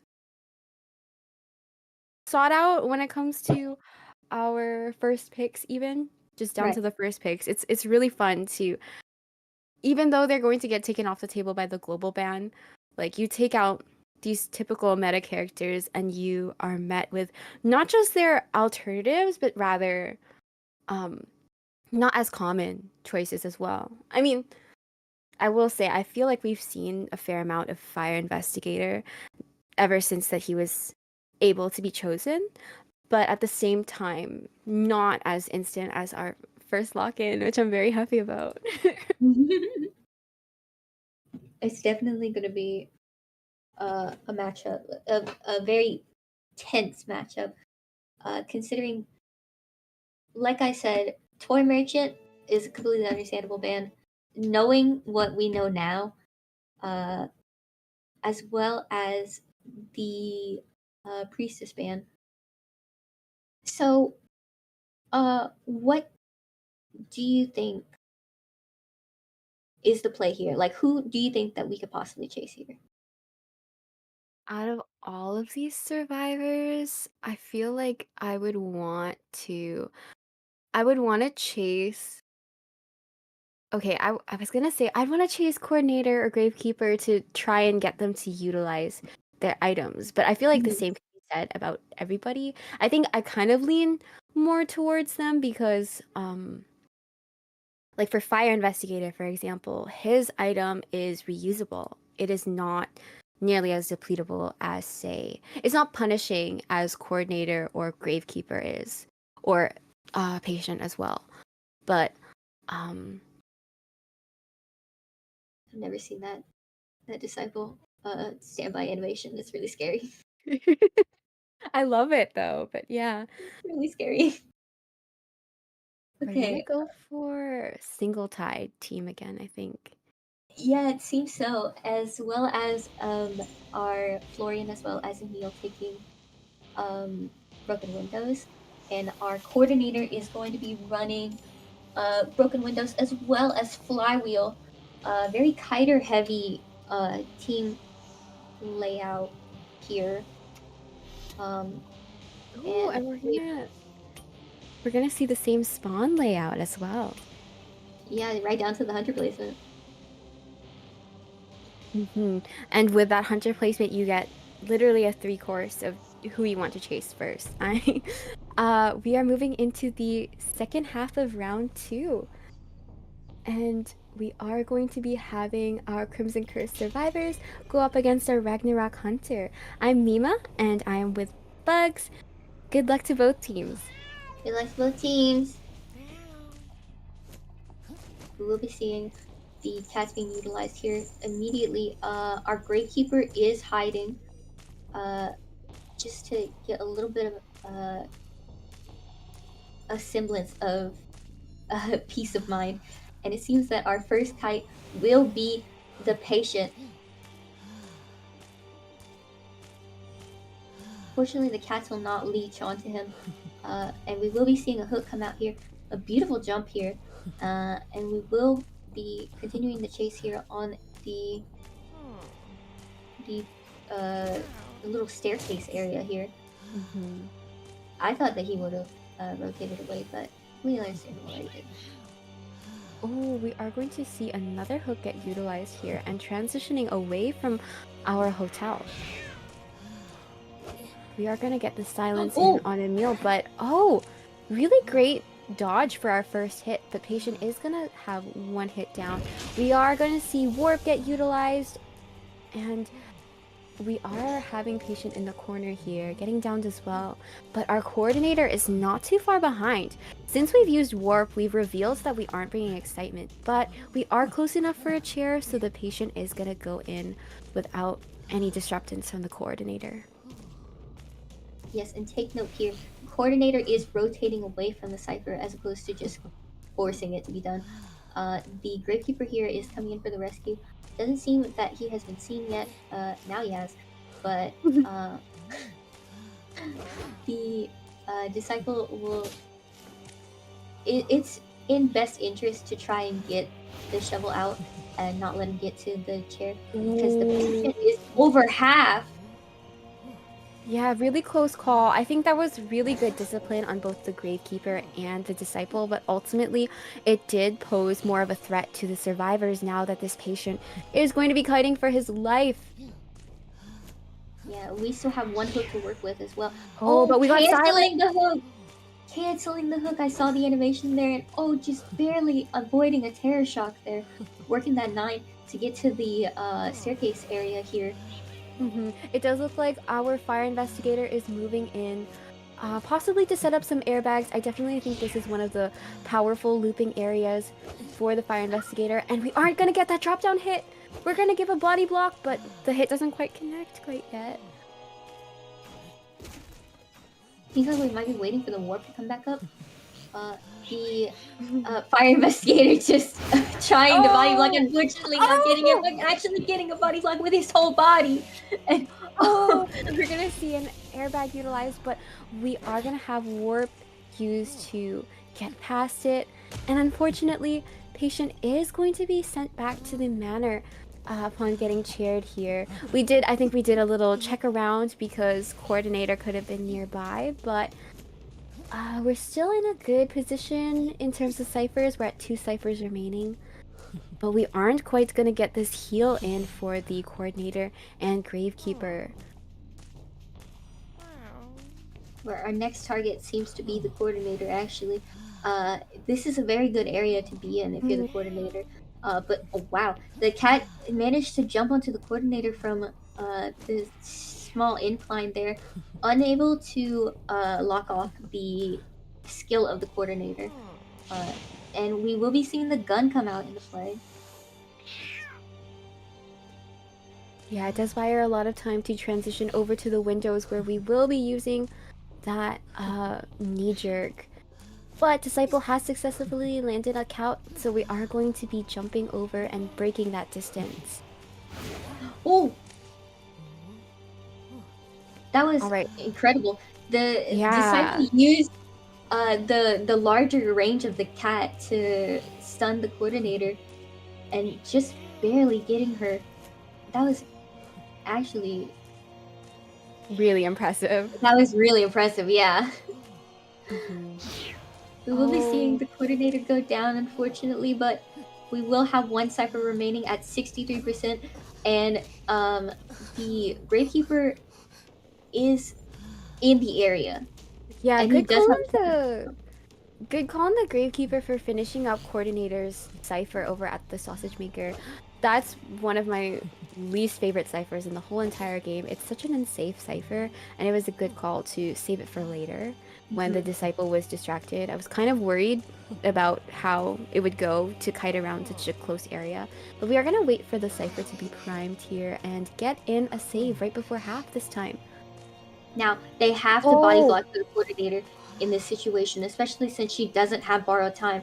And oh, unfortunately missing the stair body block, and no, we're not going to be seeing the oh, it seems like we're going to be waiting for the second rescue to pop the cipher in hopes that maybe the Gravekeeper can actually get a body block on here. This is a little bit more dangerous, but let's see how this plays out. Yeah, definitely a good call. Oh, we are gonna get a stun here, but oh, unfortunately the pop happens just as Coordinator is gonna get hit. Of course, she can't get up from that, but she is going to be getting sent back to the manor. And this is a very sticky situation to be in, as the Gravekeeper is in this area. He's trapped here with the disciple, with no pallets, nothing to work with other than the windows, and oh, getting the drop Oh, down here. And we will be oh, and a seeing the switch teleport. to teleport. Oh, nice airbag from the fire investigator here, securing that uh escape. Yes. Unfortunately, it is going to be Gravekeeper's end over here. I don't think he can quite pick himself up. Exit path also might have been utilized, but yeah, really close call there and an intense match. We're looking at a three-man for Ragnarok's Hunter. Congratulations. Congratulations.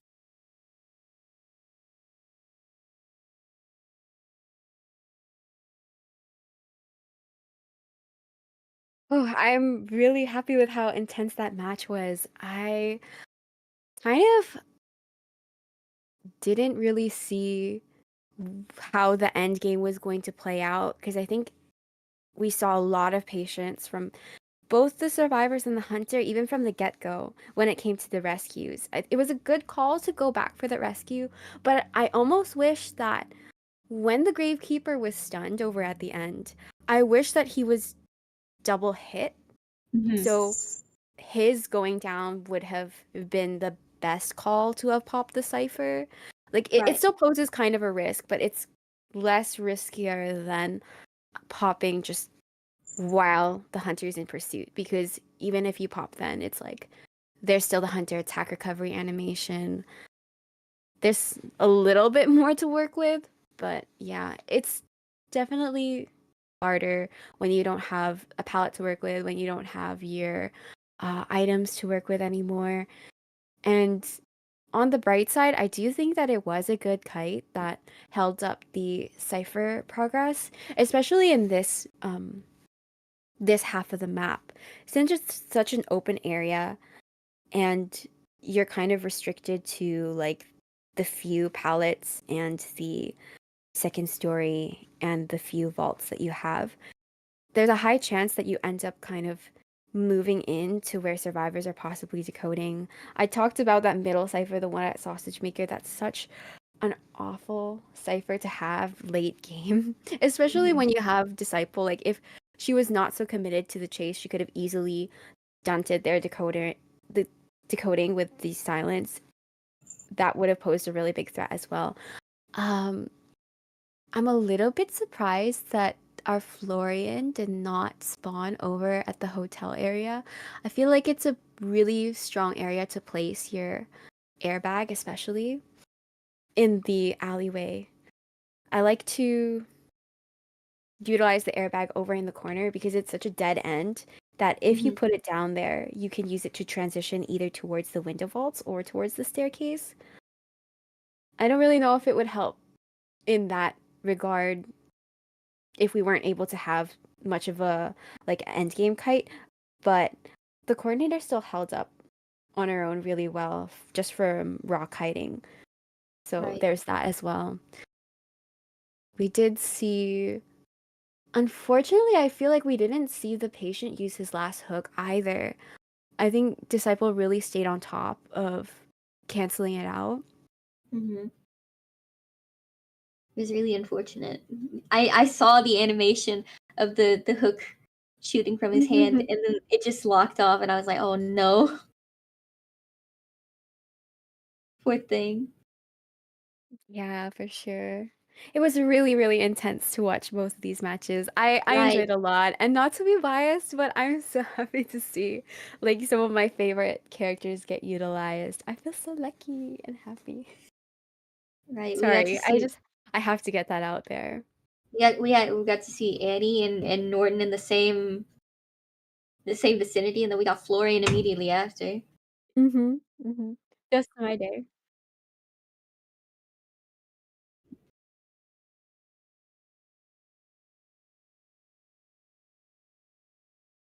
All right. Since we're moving into round three, we are going to be having a bit of switch in terms of Ragnarok survivors. We're gonna say goodbye to Mr. Belt for now, and we're gonna switch in Serene.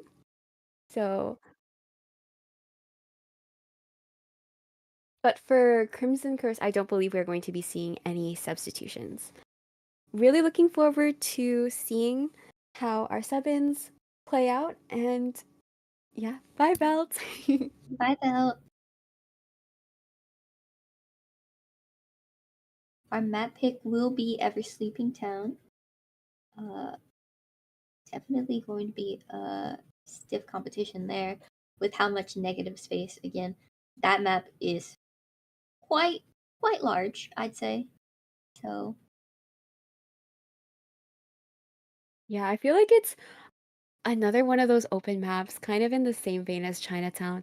I like that there's a lot to work with in some areas, but there's also enough open area that hmm, you can make or break your match. Like it can help you, but it can also hinder you, especially depending on who the hunter is. And of course, there's always our favorite tram. I wonder if we're going to be seeing some Trey, tram action. We do see it once in a while. I'm sorry to manifest it, but hey, I mean, survivors and hunters are welcome to hop aboard, okay? I'm right? not saying you have to get run over, but the possibilities are there, okay? But it would be really funny if he did. It's not an LO League tourney without someone getting hit by the tram. Make sure to look both ways before you cross the street.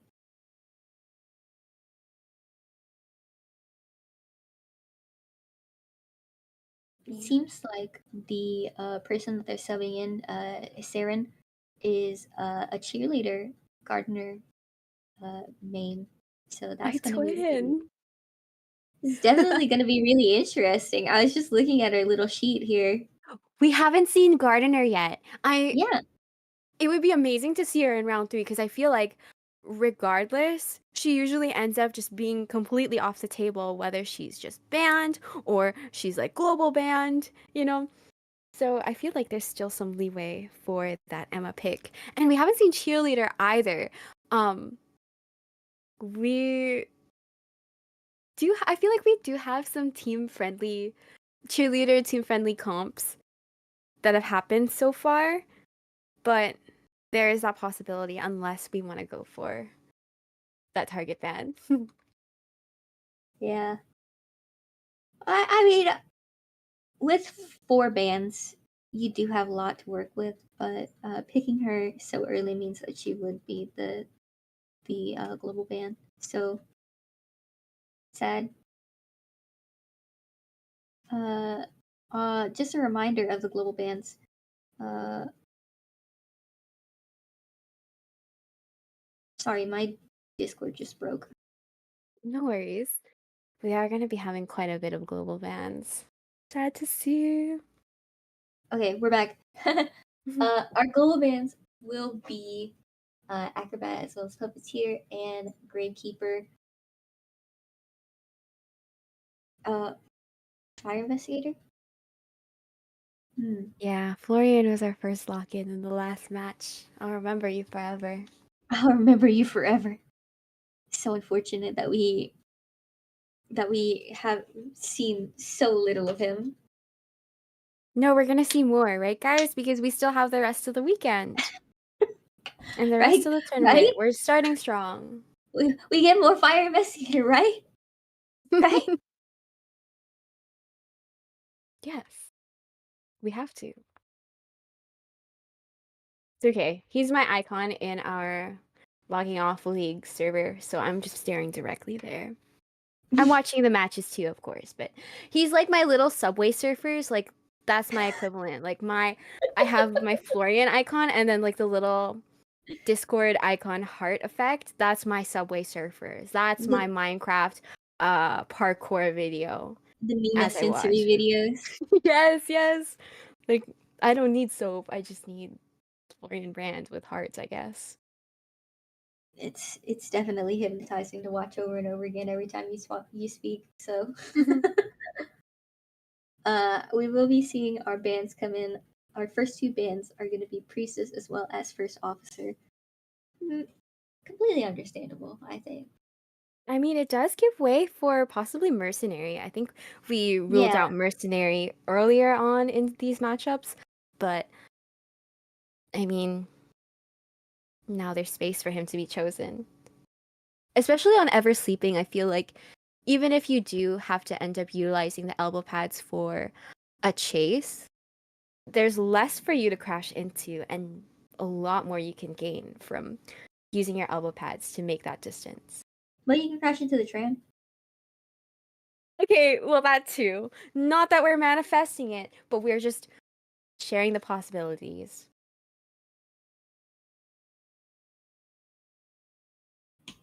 Uh, our first two picks will be coming in. We have the seer getting to show his little face again, as well as the psychologist. I feel like I haven't mentioned this yet, but I love them as a combination because even if neither of them are kiting, they can still support whoever ends up getting chased. If you Oh want to yeah, go in for that heal with the whistle and owling the person you're healing, phenomenal teamwork gives a lot more time for whoever is getting pursued to keep on going. right. I do think that they nerfed that just a little bit by making the empathy progress a little bit longer, but I'm not too sure. Hmm. Fair I enough. yeah. I mean that I remember that happening quite a bit when she was first released. So I feel like I remember doing it too. Yeah, yeah, So you did. I was there. yeah, that happened to me. But oh, sorry, I got Yay! excited. We will be seeing Mura.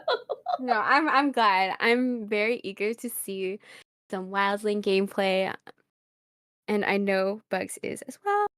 So I think this excited. is also a really good map for him. Again, there's less to crash into, but at the same time, there's still a lot to work with if you want to go in for the rescue as well, even just Hmm. for charging. You know what's really interesting, Mima, is that we haven't seen any decoders be picked yet. True. So sad, but understandable. And I mean, considering our hunter picks, we're not yet seeing that opera singer Hmm. or Ivy. We've been seeing like more niche picks in terms of the meta, I guess. Right.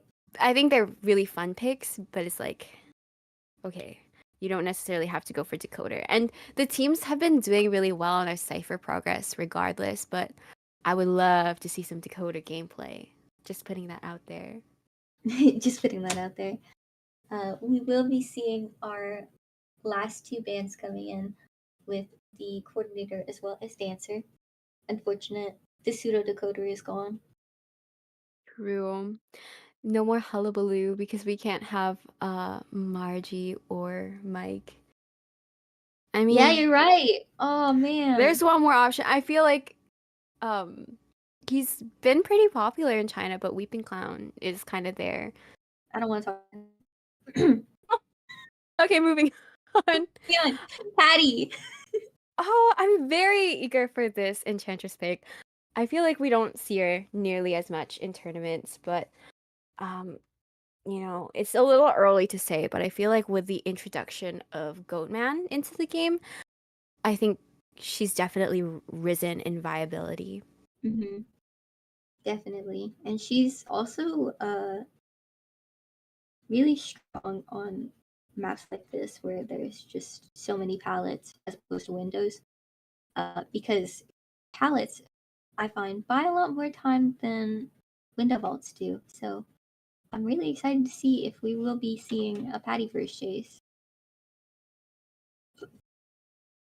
Same here. I feel like she's definitely one of those. I think she's probably the best option for Chase since she has a little bit less to work with off the get-go compared to the rest of the team. But the longer you let her kite, of course, the more you become vulnerable. to her stacks and her stuns. Hmm.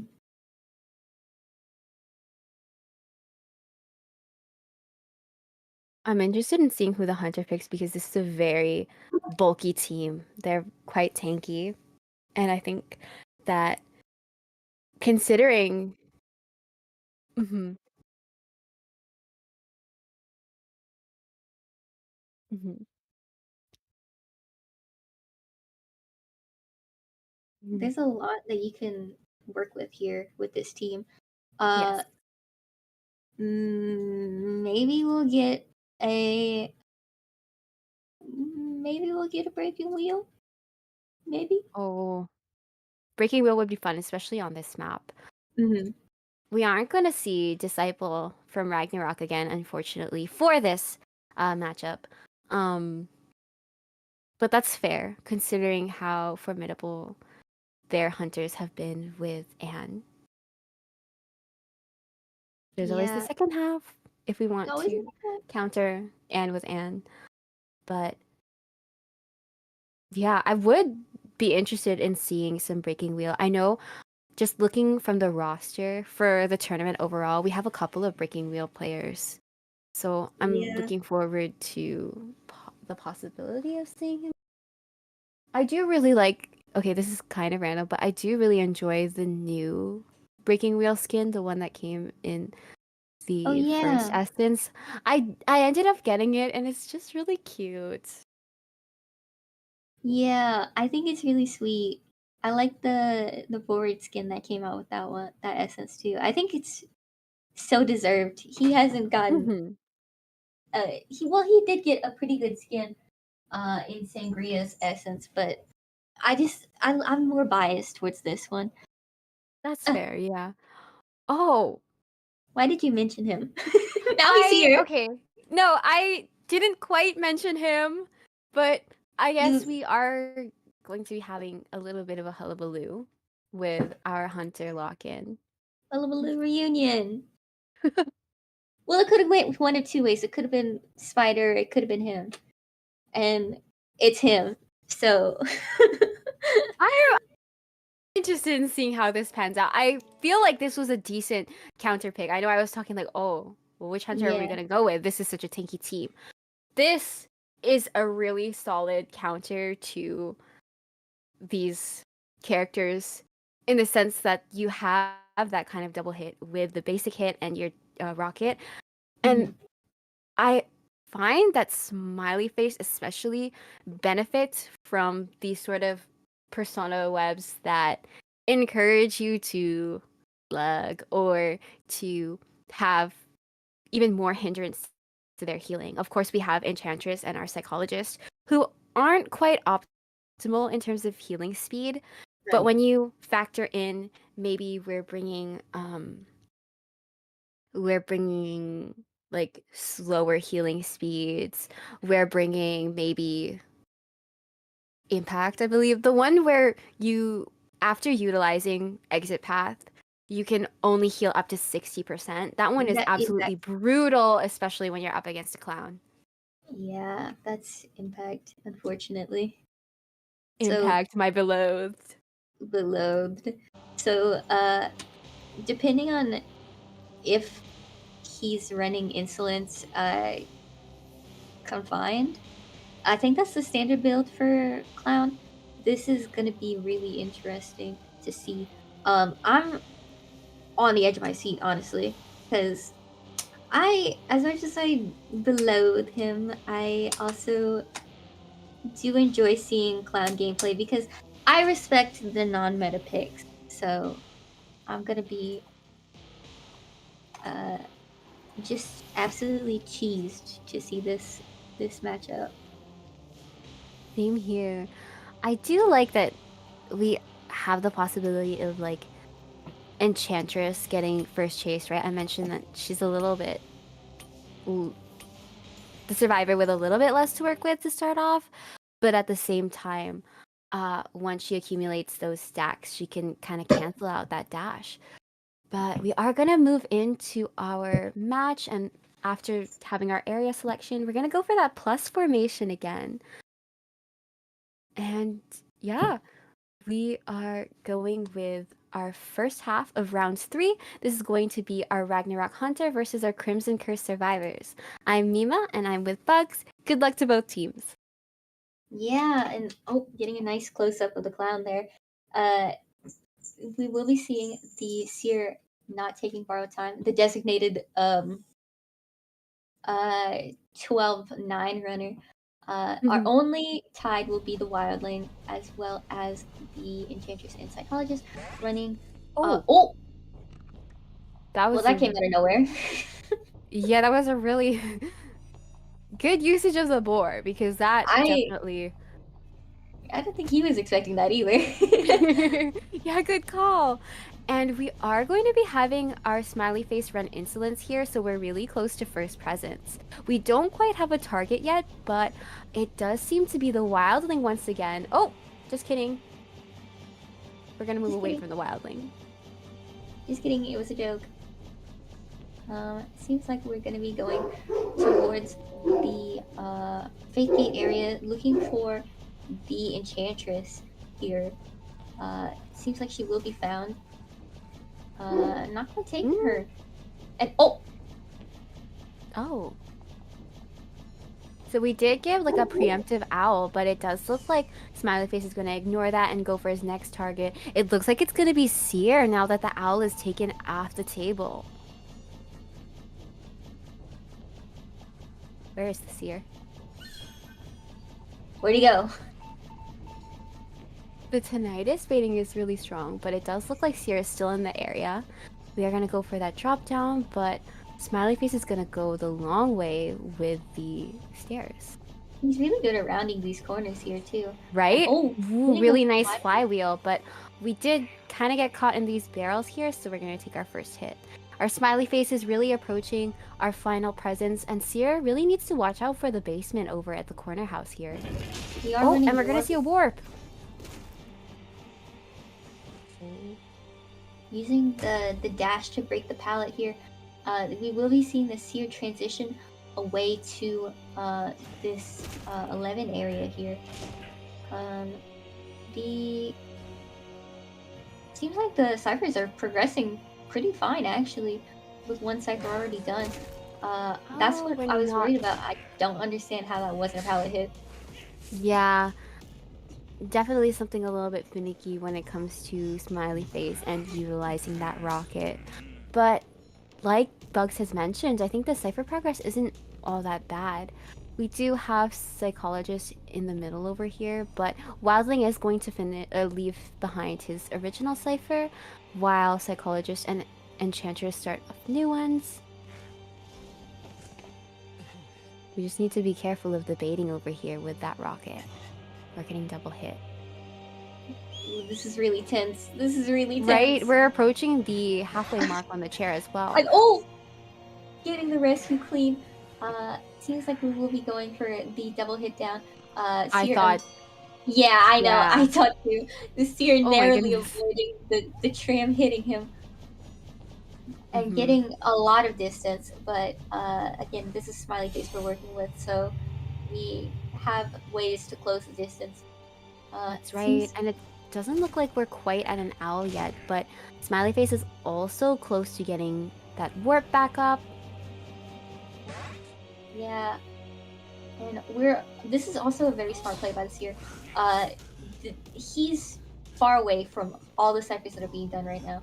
And Mm-hmm. so this gives us a lot of air to work with, especially since the Ooh. cipher is at 92, probably primed by the time that I'm done talking. Uh, and we do have the Oh, psychologist already in the area here. A lot of jump scares this match. yeah, definitely. But Now we have this to is be very careful definitely here because the seer does not have here. borrowed time. Mm-hmm. But we can't quite pop yet because both of them are in the basement. Right. Oh, we're gonna get that normal hit. Oh, but we do have an owl! We do have an owl coming out in play, and we will on. Oh, unfortunately, he will be going down, uh, as the drop hit had registered on the owl. We will be seeing detention out on this this smiley face here. Psychologist is still in the area, Ooh, but closing in on the Dungeon is also psychologist. in the area here too. Oh, unfortunately, And we're not gonna get that vault, but it is a solid tie. pretty good teamwork, especially with the discipline it took to kind of build up the owl while he was in the Mhm. basement. Definitely. Very good. Yeah, congratulations to both teams. We are tied once again. Our second half for round three is going to be our tiebreaker, but it's been really like neck and neck for every match. And want to just commend the Crimson Curse survivors as well, because I feel like they did a really great job with communication from the get-go. You could Hmm. see, even though they weren't pinging, of course, they're communicating with one another and they're trying to figure out who is going to be our first chase. He's moving away from me, and so on and so forth. Like, Hmm. although Seer kind of used the owl and we kind of assumed that Enchantress is going to be our first kite, it's still a testament to how willing they are to utilize their resources and kind of plan ahead Right. while they're working together. So I definitely respect that. Yeah. And even without the owl, the seer kited for he had bought enough time for it Absolutely. to not really matter at all. Yeah, for sure. And honestly, it was looking a little scary because we talked about the kind of healing hindrance, but I remembered another thing that I forgot to mention. But Mm. once you're hit with that rocket, that also stunts your healing. Yeah. And it's good that the wildling was able to pick himself up. It's good that the psychologist or enchantress wasn't in a position where they had to be healed. So I think Right. this match panned out pretty well for them too.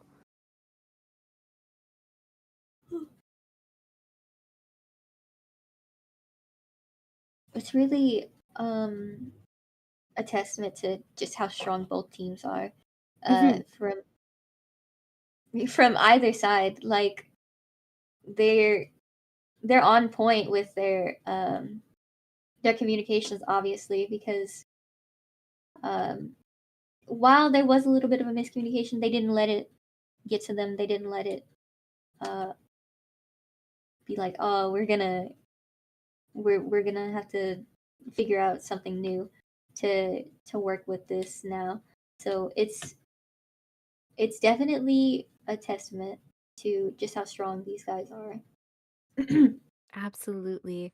I think they did a really good job. Like our hunter for Ragnarok here, they did a really good job keeping track of their next target before they were even on the next target as well. Mhm. I think these hunters have really been seamlessly able to kind of lock onto their next target in Right, advance somehow. Like they're really keeping track of who's where as much as possible, and you can kind of see it with the smiley face cheering the seer. Like right, eyes are still on that psychologist. We know where to warp to, and it was a good call too because if he hadn't done that, I feel like there was a high possibility of that psychologist getting the dungeon. right. It was right there. And the gate was already halfway done by the time that um, it was time to switch targets. Right, and by the time she was downed, uh, the gate was open. So Mm-hmm. the thing is that I feel like the survivors had the foresight of making the graveyard cipher the last cipher because that's right next to the gate, as far away from the seer as possible. Uh, so it was a really good placement on the survivor's part. Um, it was just unfortunate that the psychologist couldn't get further away before she, because if she had gotten to that little pallet area next to where the train stops in the dungeon, I feel like that would have happened. That would have turned out a lot differently if she had Yeah, for gotten just a sure. little bit farther. And I do believe the clown actually cut her off with the warp a little bit, which Mm-hmm. forced her into that area. So Yeah, and to preemptively drop that pallet. I will say though, I was a little worried for her because we moved into the middle cipher afterwards. Hmm. We did move into the middle cipher afterwards, but it put her in a good position to be at the basement before Smiley Face tried any funny business to try and disrupt the team even more. Our band But picks will be coming in. A reminder: the global band, Seer, psychologist, coordinator, and Andrew. Um, and we will have the acrobat as well as the priestess band. yeah, and as for our hunters that Ragnarok is going to opt for banning, it does look like we're going to be taking wax artist and sculptor out of our possibilities, which fair enough. I do respect the sculptor ban considering uh our sculptor from round 2 was definitely That really solid. Yeah, that was a really good sculptor match.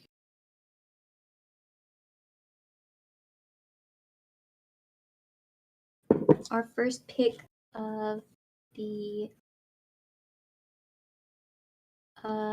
match will be. These pics have me kicking my feet. I'm not gonna lie. Like today was just my day. It's your day, Mima. Yay. Thank you. Thank you, survivors who are choosing my favorites. I respect you so much. We are going to be having Prospector and Female Dancer as our first survivor lock-ins. I think they're really solid picks, just from the get-go. Hmm. Despite, I know we've talked about Norton's nerf, but I still think he's a well-rounded survivor as well as dancer. I think on Ever Sleeping Town especially, there's a lot of areas where you can utilize the box to support your teammates, support yourself, support decoding, even rescues and stuff, and transitions especially. Hmm. I um and oh, okay. Excuse me. Uh, the final two band picks will be the first officer as well as the barmaid. Uh, and our third pick lock in will be mercenary. We finally see Mercenary. And we finally get I to see was Margie too. She's been fabled this yes. whole tournament. She's this whole stream. She's Mhm. been fabled, and now we finally get to see her. Exactly. Ah, another thing with her, I do really want to see some Margie kites, but Hmm. I like that there's two two stories to work with because when you have that drop down speed boost, it really comes in clutch like Broken Windows would, you know. Hmm. Even like the small inclines, like on the basement stairs, still gives you so much to work with. Yeah, Uh, exactly. And the open staircase in the two-story by the graveyard. There's a little opening where you can drop down from these stairs as well. It's oh nice yeah, because even if the hunter drops down with you, chances are the speed boost is going to get you fast enough to dodge the hit. But right. it looks like we have our final lock-in bags. Yeah, it seems like uh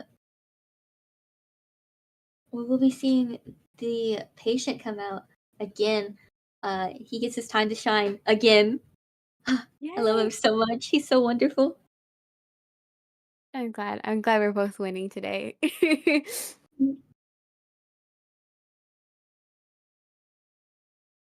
I wonder what hunter we're gonna get from this end. I hope we're gonna keep up the like unorthodox picks and go with like really go all out since we are absolutely tied. We're literally neck and neck for both teams. It's kind of sad that it's only the playoffs because it's like I don't want to part with either or any of the teams that we're gonna be seeing all weekend, but at the same time, it feels like an honor to be able to watch everybody and get to commentate and watch these matches play out. Mhm.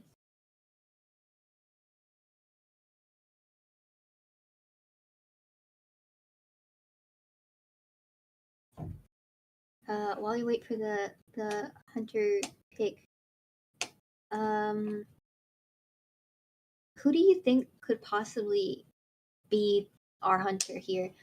because there's a lot to work with just a wax artist and a Galatea man. Who do you think is going to be our hunter pick, Mima? You want me to give the answer that I think or the answer that I want? Well, I know the answer that you want, but what do you think? Okay, well, I was actually going to um mention, but Night Watch I feel like is definitely a viable option to go up My against this unrelated team. girl. Yes, I'm so happy for you, Bugs.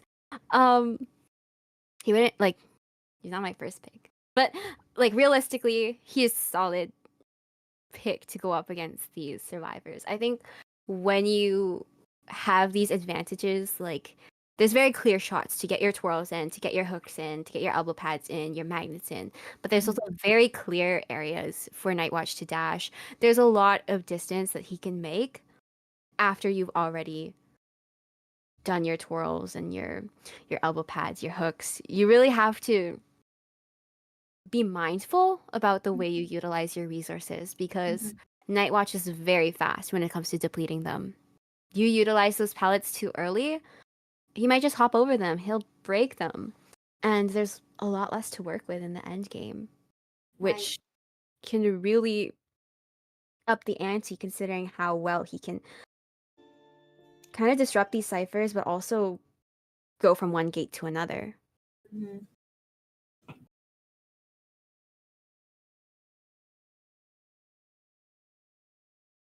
It's also the middle area is definitely going to be very difficult to maneuver around because it's just a straight shot for him. It's Absolutely. it's it's literally just a straight shot from from point A to point B. If unless you're like you haven't utilized the pallets in the middle area, it's literally just a straight shot, and he's going to possibly outrun you, if not, uh, put you in a pincer situation. Hmm. So He can outrun you from the tram. Like, you can take the tram and he'll probably make that distance. It's yeah, not too he's late to use it, guys. it's not too late to use it. I haven't seen it yet, but That's this true. Oh wait, we did see like the seer and the tram had like a moment. They didn't get run over, but there was they like definitely a kiss. moment where we we thought it happened. Yeah, it was really close. It was really close. So Hmm. he had to have acknowledged the tram. He definitely respected and looked both ways before he crossed the street. Remember to look both ways before you cross the street, kids. Uh, Absolutely. Definitely looking forward to seeing if the tram does get a little bit of spotlight here. Hopefully. Hopefully, this is our last chance, isn't it, to see the tram come into play? It is for this matchup. All right, let's move into our character lock-ins and area selection. It does look like we're still going to commit to these kiting builds, like the singles hide, pretty standard nowadays, but we are going to. Oh, we're gonna bring borrowed time this time. I eat my words. Yay! My He's favorite. learned. He's learned from the past. Ev- Thank you. Thank you Everything for that's my happened, home. we're working with it now. We Mhm. have all the time. Seems like the Emil will be switching out from uh, Broken Windows to Flywheel, though. Just get a little bit extra distance here. We might be going for a plus formation here, seems like, with Prospector in the middle. And nope. Oh, we're gonna have. Oh, I guess we are gonna have our plus formation. Yeah, Oh, but we well, have Prospector in the middle. yeah. This is definitely a spawn that you can work with. You can go for just about anybody here. You can run right past the prospector and get to the female dancer. You can go to the patient instead. It's up to the night watch essentially. This is Definitely. the uh, second half of the third round. Uh, With our Ragnarok survivors up against our Crimson Curse Hunter. This is gonna be the last round, or like the last round, last match. So good luck to both teams. Good luck. Seems like our patient will be the first chase here. Uh, it's gonna be good for him to be the first chase because without presence, the Night Watch is going to be a little bit harder to catch up to him. We will be seeing insolence in play too, as well on the Night Watch. So right now we're just trying to break as much distance as we can. Margie has already set up her boxes over there by Fake Gate. It seems. Yeah, we are going to be looping around this area. Lucky for the patient, but we are going to be having that pallet still in play for now. Yeah, not really breaking the pallet here. Tram is on the way, so Warp is also ready. Oh! oh, That canceled out that last hook, unfortunately. We're cutting it too close. Oh! That was a really tight warp as well. But oh! oh. Unfortunately, the tram has just left the building, so we will not be seeing it come into play right now. But the Night Watch is pulling him That into was the really pallet. lucky. Oh! Oh, Unfortunately, we are gonna get a terror shock. Patient gets hit at the last bit of that vault there, but he had a good run.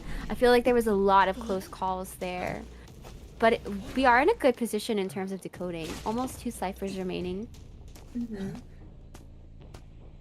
will be seeing the Margie transitioning possibly to finish the Merc cipher so that he can start a different one. Mercenary has come for the rescue here, and getting a nice early hit, and seeming to contemplate the double hit there, but ultimately going for the patient here. Yeah, after utilizing this area so much in our first kite, there's much less to work with, and we don't have our flywheel up again. So patient is going to get on that second chair, this time getting chaired over in the middle. We're still looking at... Oh no, we're at 2 ciphers remaining now. However, it does look like our mercenary is going to be our next target. Really clean elbow pad over to the chair. That was really clean. And now we're in this new area with pallets to be used. Transitioning away into the 11 little shack area here. Seems like the prospector is in the air, pulling himself towards the hunter in a very silly interaction there.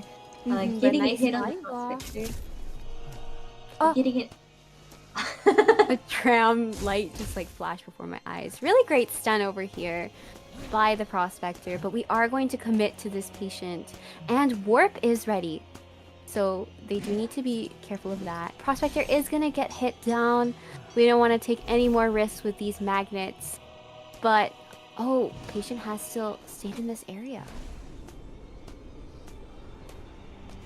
You might see a flywheel come out. Oh, unfortunately missing the flywheel. But by the time that the patient is chaired, it's possible that the prospector will have picked himself up. We have 2 ciphers being worked on at this moment. And yes, the prospector has picked himself up. But we're gonna go for that mercenary next, who is going to utilize their last elbow pad to make some more distance. Very good decision making on this Night Watch, as opposed to going for the prospector and letting the cipher be decoded here. Seems like they will be trying to get away from the ciphers. Oh my god. No. Watch out. No! It looked like the train killed him. Oh my gosh. It's just like 2017 all over again. Oh, that was brutal. Oh, unfortunate. Oh my gosh. That was really close too. I feel like that little box barrel kind of came in clutch, but we are going to get a clean rescue with the female dancer rescuing our mercenary here. We're going to let go of one of these boxes, but it does slow the Night Watch down, even with that pallet breaking. Seems like the cipher here is only at 50%. It was Merc cipher, so there's not quite a lot of progress on it. Seems like we will be kind of looking to bait the prospector out here. Uh, Yeah, but this prospector needs to be careful because he's already utilized his exit path. If he goes down near the cipher with the most progress, it's gonna put them in a rough spot. yeah. Ooh, Oh, good beautiful flywheel. flywheel. Oh, Oh! We're gonna see a oh, terror shock hit before the magnet stun can connect. very unfortunate. But we have started another cipher in addendum to the cipher that does have the most progress. Um, the Margie will be coming to Batonitis possibly until the cipher is done. But again, it is mercenary Oh. on the cipher, so Dancer picked up the magnet. Hopefully that doesn't come back to bite them when she rescues the mercenary. yeah. Oh, watch out for nearby trams! Watch Oh, out for watch out, nearby watch out. trams! Ah, okay. The tram saved her! The tram saved her! That was a really close call. Oh, and the Cypher is nearly primed. We're gonna force heal. Oh, That almost looks alright. like he's in range for a pallet stun. Right. Oh my goodness. Yep. Oh! Are we gonna go for? Yeah, we're gonna go for the pop. Good idea to pop right then and there. But we are going to be having Dancer take this kite over in our corner house. We don't have any boxes in this area, so we are going to go down over at the pallet here. Oh, but we're gonna use the warp and leave the Margie behind for a bit. Warping right into the slow box, unfortunately. The prospector is in the area, and the mercenary has started to rotate away. It seems like we might be going back to the dancer unless we're going to seek out this prospector here. Yeah, we really have to break it risky or play it risky to break this tie, but Prospector does have another magnet to work with. Not anymore. Oh, Yeah, and unfortunately it's not going to connect. But the this gate gate is is open. open. The gate is open, and I do believe that the prospector might have another chair. I'm not too sure about that. And the dancer is possibly making her way over to the other gate now. Yeah, it seems like she is. Oh, really have to be careful here because Mercenary is still in the area. Still at full Yeah, health as well. We have 40 seconds on detention, but it looks will like we're be going to go for this tie. absolutely, absolutely wonderful match, and we will now be going into overtime. My bad for jinxing things. No, I feel so rude now because I was like, oh, this is going to be our last match. But both of these teams have just done wonderfully. So, congratulations to both Crimson Curse and Ragnarok for really just duking it out for all of these rounds. We are going to be moving into our overtime. So, things are going to get even more intense than it already has been.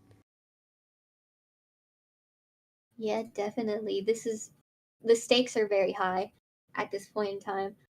Uh, Hmm. so it's anyone's game, really.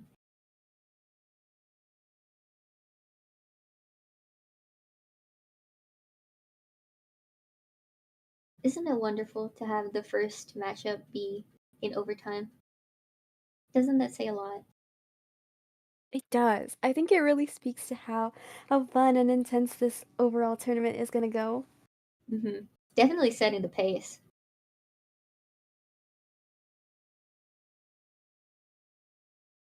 I'm so glad I called this afternoon off. I'm so happy to be here, like genuinely. Yeah, I called this afternoon off Oh, too. yay.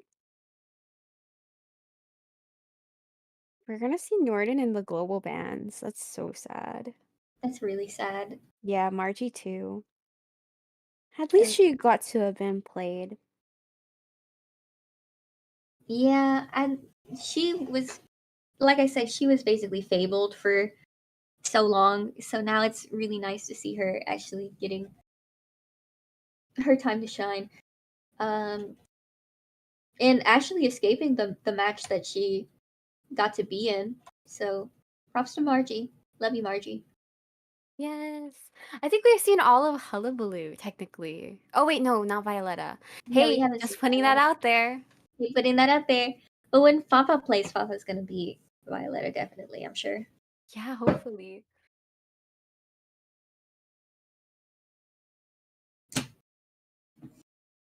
I hope we get some Lakeside Violetta from Fafa. I don't know if I'm gonna be commentating that day or for that matchup, but I do Hmm. hope that we get to Lakeside Violetta because Fafa's Lakeside Violetta is a force to be reckoned with.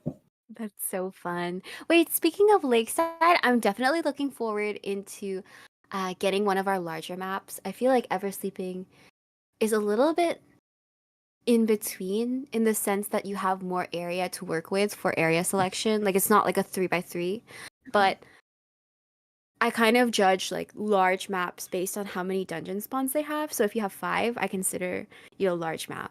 And I would definitely love to see some Lakeside Village. I would love to see some Moonlit River Park. I guess Leo's kind of counts as well, even though it's a 3x3 grid, but it's big enough, you know. It's big We did enough. have it. We did have it banned earlier, but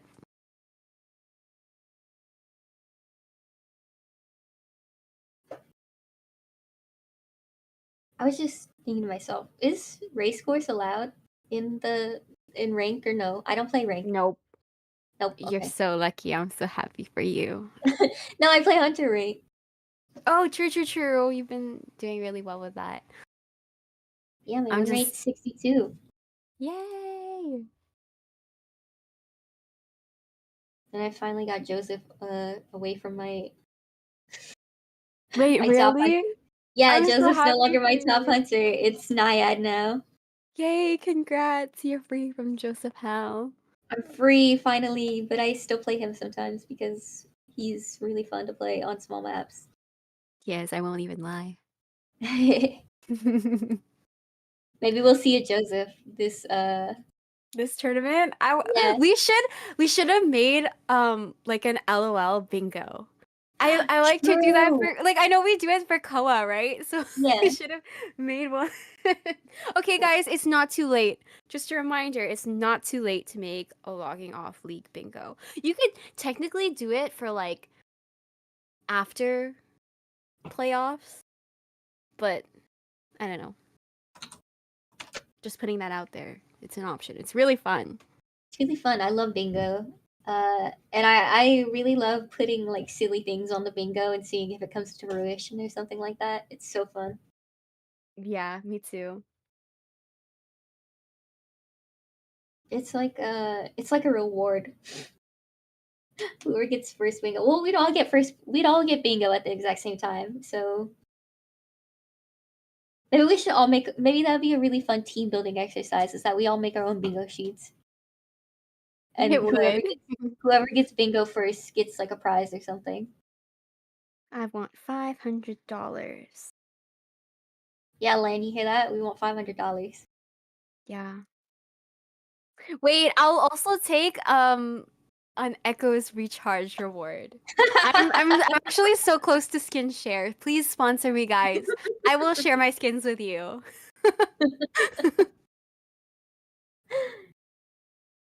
Any night watch mains out there? Mima has both S tiers. True, true. I have a full Night Watch collection. I have a full Florian, full Norden, both Nordens, by the way. Full Lily, full Frederick, full Luca. Um, I have a You lot for you other have people. Viper? Like, no, he doesn't count. I wasn't playing around that time.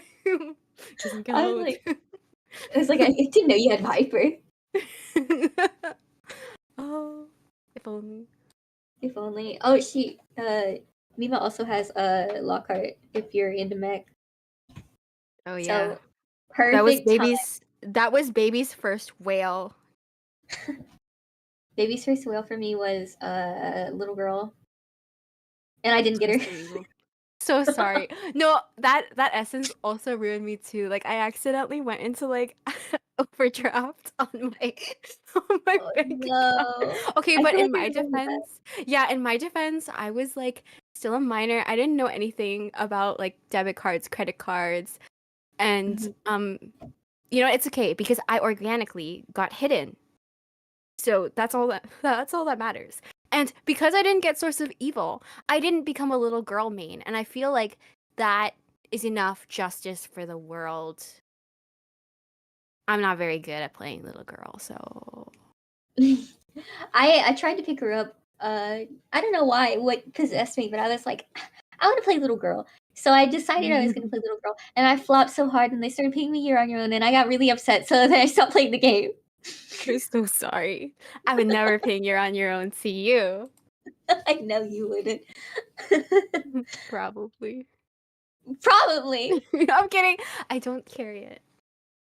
I don't carry it either. I'm very polite, very demure, very mindful. I don't hang You're on Your Own when people mess up. I simply say sorry because I feel sorry for them. True. Nothing hits like a good old sorry, Yep. Hmm. I wonder what map we're gonna be getting this time. right? Everything's kind of on the table. Again, I'm manifesting one of our larger maps. Hmm. I would love to see Moonlit specifically. I feel like that's just one of the most fun maps. It's the alternative to the train being used, the coaster. True. Except you don't get run over by Yeah, it. I had a particularly embarrassing match where I was playing Geisha on Moonlit, and I chaired one of the survivors at second stop, and the coaster was there at second stop. So I was like, I'm gonna take the coaster, and then I'm gonna teleport back. And so I took the coaster, but third stop was turned off, so I went all the way to fourth stop, and I had to teleport back to second stop. Oh, So it probably looked really goofy, but I got it for me on that match. So yay, good on you. Oh my gosh. I would have surrendered if I was you. So props to you. Like,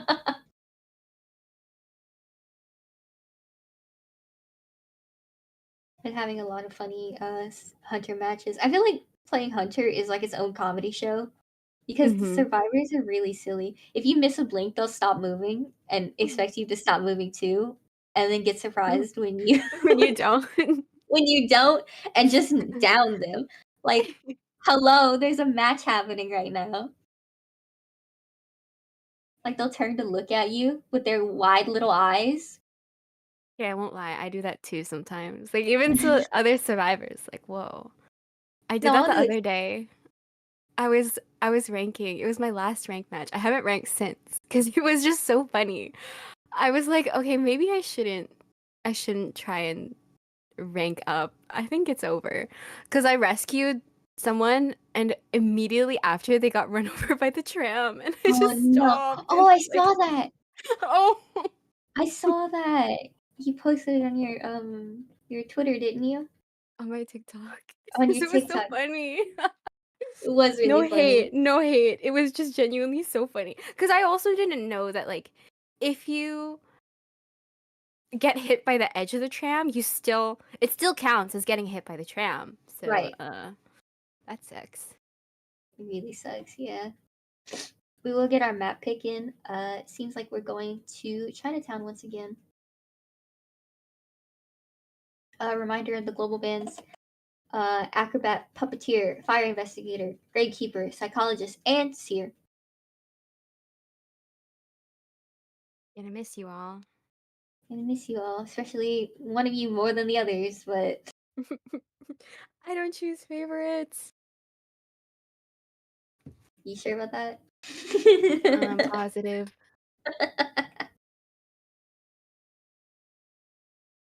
I- This is why we don't have like face cams or whatever. Nothing. That's why we're just behind a screen. My face is a dead giveaway. Yeah, they can't see how many times I put up the double peace signs. That's too bad. We are going to be taking our priestess and toy merchant off the table as well, unfortunately. I do think that it's a really strong match for the both of them. Of course, they really maximize the distance you're able to make, Mhm. but there's still workarounds. You could definitely go for like a bulkier team. We might see some more harassers. It's not too late to see a decoder. I know Bugs brought it up earlier as well.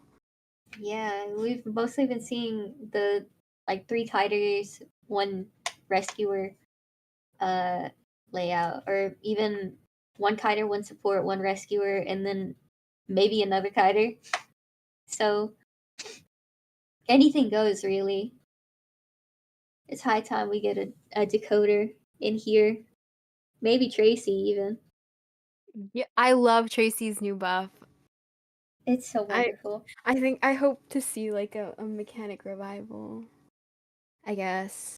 Did you see the um has everybody seen the new medal system that they implemented for the earlier characters? Because I was having a look at Tracy's last night and I was gobsmacked because one Those of are some really. the I might go for one. you should. I feel like it's fun and you don't have to it's less of a commitment and kind of more long term than a badge. And Hmm. badges are a lot more temporary and fluctuating. It's a higher commitment. It's not very fun. But the medals, like you can kind of go about it's nice because I feel like I can play my mains more because I Mm. Mhm. Thank you.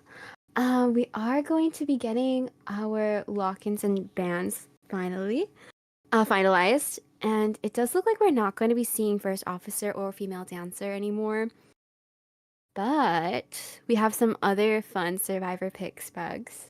We have Patricia, Demi, Murrow, and Luca. Yes, our decoder, our Our first decoder decoder finally of coming logging out. off league. I'm glad. I feel like it's a pretty good map for prisoner as well, and to be able to support some of these survivors, Wildling especially if he ends up decoding, because you do have two harassers, and our barmaid does compensate for our slower healing time for our enchantress here. Right, exactly.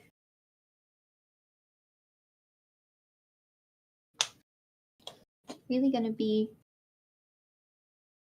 a formidable matchup if the barmaid can get uh the uh drink pass off on to the kiting survivor.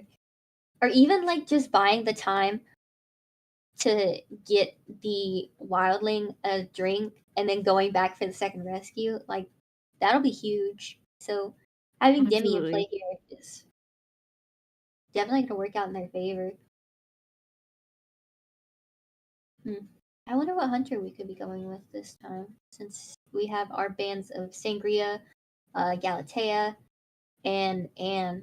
So I'm not too sure what we could possibly going for here.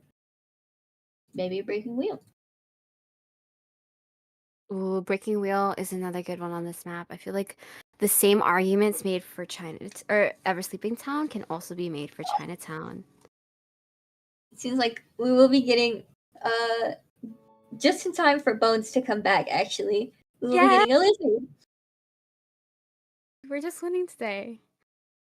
I'm Everybody's very winning. happy with everyone's picks. Like, you don't know how fun this is. I'm glad to see Evil Reptilian, honestly. I feel like this is another really great map for him. And we're going to be able to make the distance very fast, or switch targets, or pressure our ciphers. It's going to be great. Right. This is. I mean, Chinatown is such a good map for Yo Reptilian, and we saw that in season one of LOL. So Hmm. I'm really keen to see how this is played out. Same here. I wonder if maybe they'll shake things up a little because I feel like all of our matches have gone with a plus spawn. I'm waiting Mhm. for someone to just like spawn in the corner, to be honest. I know it's not recommended, but it would be like It would be fun, especially on Chinatown. There's some decent corners. I mean, most people don't really like the meat shack corner, but I kind of like it as long as basement isn't there. Mhm. I love the hotel corner, and it's like sometimes you might as well take it before the hunter cuts you off from there, Everyone or you pick let. everyone Hmm. pick bad spots right now so that we Four can corners. four corners. I What's mean, the hunter gonna do? The cipher can't get locked off if you're all in the corner. it's so Ivy core. I mean, the fun part about choosing like these wacky spawns is that it catches the hunter off guard. So we'll give that. Yeah, exactly.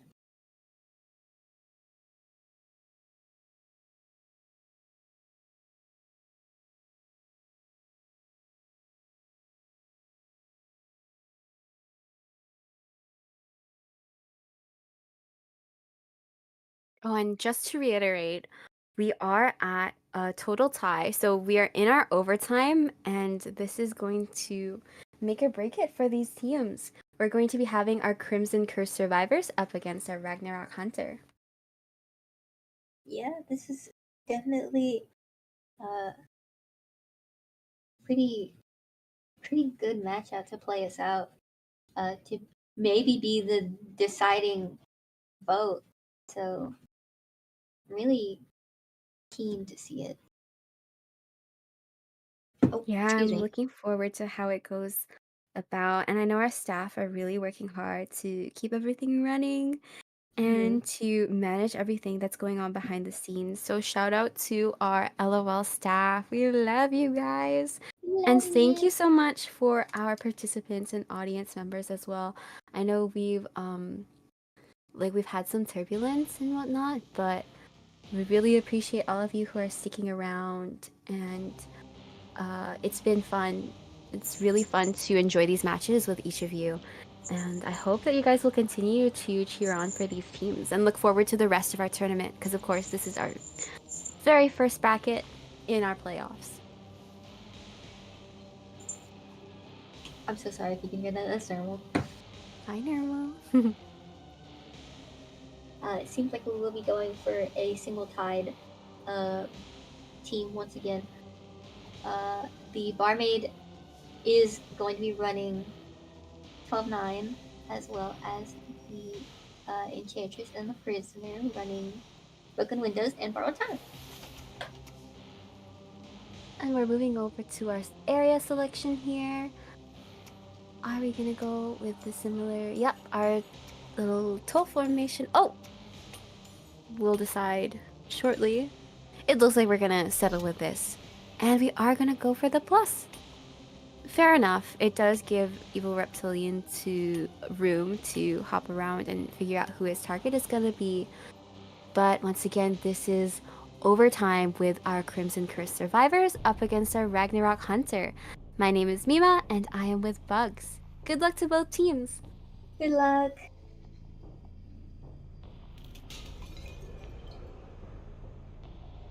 Whoa, you so close For bones. for bugs. Seems like we'd be going to the middle of the map here. Possibly looking for the enchantress, maybe? Uh, maybe actually making a beeline for the Luca. If it Mm-hmm. were me, I would be looking for the Luca. So Yeah, we good did call. connect to the Wildling Cipher. It seems like Mm-hmm. he's got a sniff of Luca's trail, so Yeah, we're giving that tinnitus, and Hunt's gonna help out too. Oh, as well as the peepers. yeah, getting in the underpass so that the lizard can't jump quite as close. Stunning him in the pallet, but not going for the pallet stun. Getting an early hit here, as well as the wildling getting on his board to help support the Luca here. Um, oh no, he got stuck on the little the things there. That's so unfortunate. Is we do have a wildling close in the vicinity, but we are going to be patient and get a first hit in with the boar. unfortunately, the wildling was unable to dash the Lucino out of uh, uh, the the the balloon animation. That's what it's called. We will Mhm. be seeing a pause here, so sit tight, and we will be back soon. Yeah, that's right.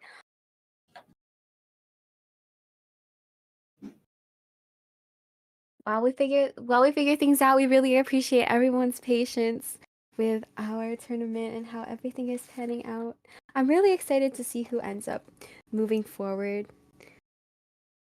and it's been fun to see returning players and returning teams so far.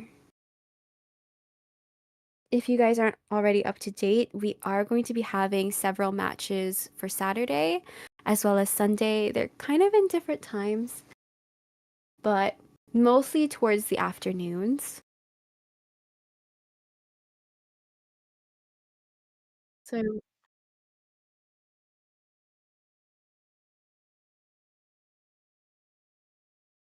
Mhm. all right, so we just got word that we are going to go for a restart due to incorrect personas.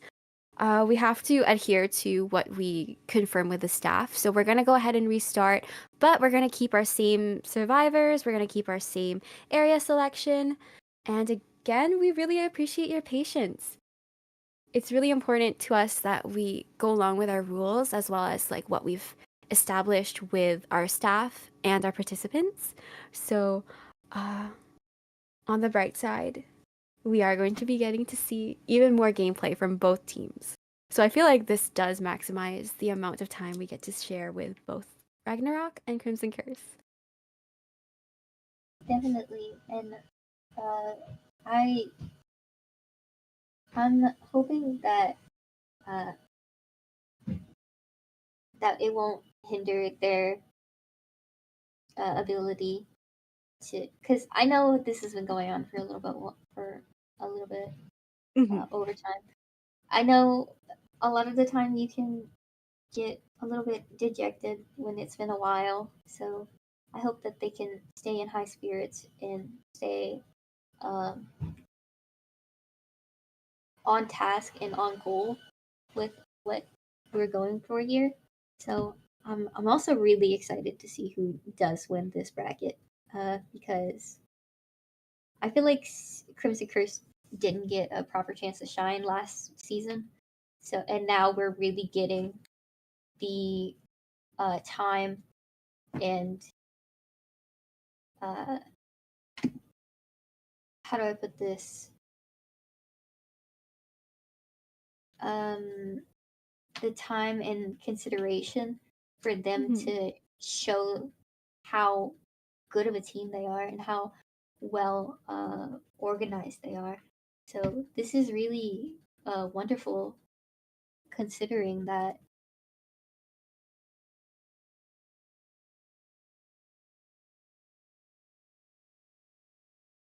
I definitely agree with what Bugs has to say here. And on the bright side, I feel like I'm just glad that despite everything that's happening, it's not something that's inherently out of our control. Like, I was kind of worried that perhaps ping might affect our players playing in this tournament.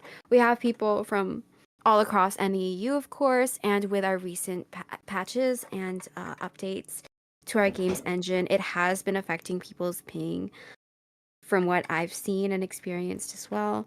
So I'm happy to say that at least hasn't been factoring in so far.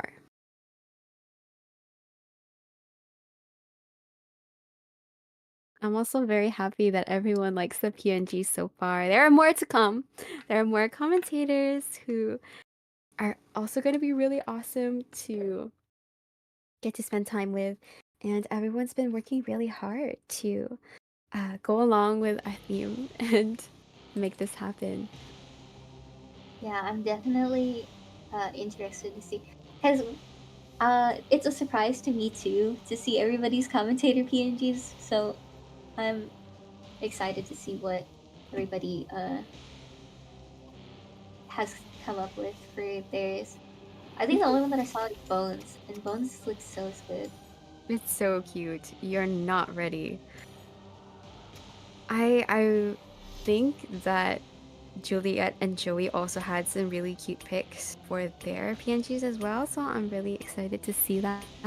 But we are going to honor our same spawn, same characters locked in, and go ahead into our overtime here with our Crimson Curse survivors up against our Ragnarok Hunter. Best of luck to both teams and be sure to give it your all. My name is Mima and I am with Bugs. Good luck to both teams. Good luck.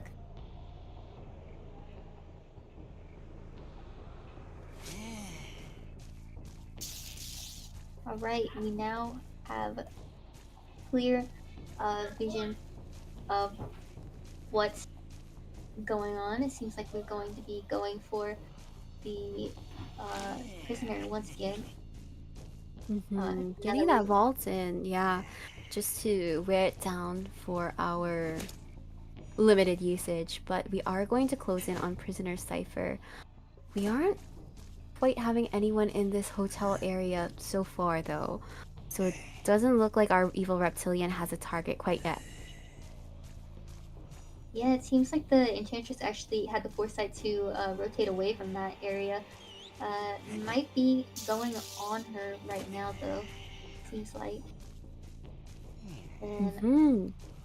going into your little corner that you love so much, Mima. Uh, Yeah. and moving towards the uh, triple palette area here. Let's see how this plays out. Right, and our evil reptilian is going to be bringing peepers.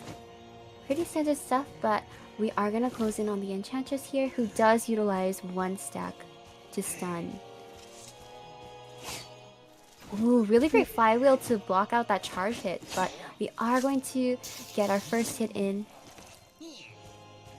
And we'll be getting another stack very shortly for the enchantress to work with here.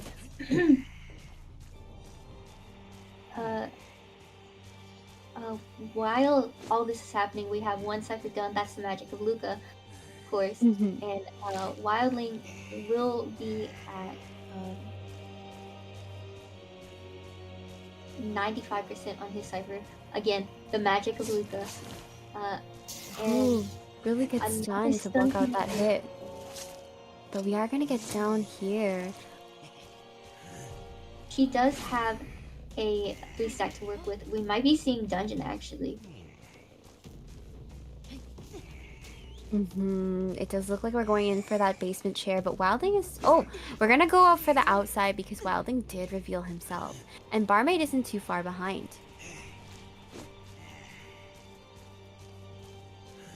Now our Yeah, prisoner is going to be committed to decoding these ciphers along with the barmaid, while Wildling does wait out for some more time.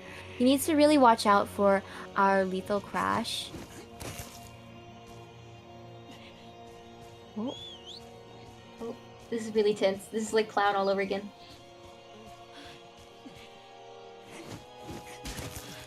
Oh, she's gone over half. No! oh! Unfortunately, we are going to see that 3-stack stun used on our hit. So Enchantress is going to be going down once Tide is over. This is really unfortunate, but it's also buying a lot of time, especially since the Enchantress is running as far away from the ciphers as she possibly can. We're down to 1 cipher now, and the Wildling has been given a drink. Luca has started his cipher, and we have actually all of them going to the cipher. Yeah, but uh it isn't impossible for our evil reptilian to catch up. We are going to be seeing our barmaid move in to this area. We really need to watch out here because if barmaid is our last hit, we really have to pop the last cipher optimally. She is not bringing borrowed time. But it looks like evil reptilian is going to switch over to teleport and teleport to the last cipher.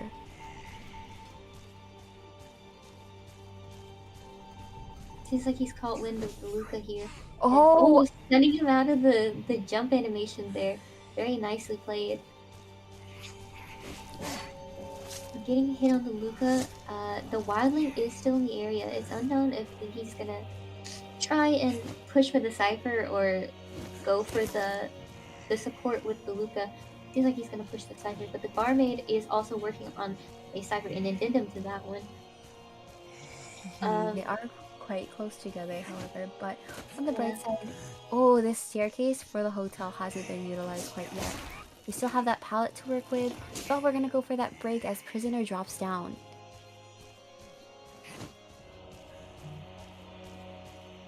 he'd be working the nine there, and oh, unfortunately, the prisoner will be uh going down. Uh, Wildling is in the area, but seems like he's not able to get on his board in time for the balloon rescue here. And oh, Really great double hit to get this wildling down, but the cipher was primed to the newly started cipher.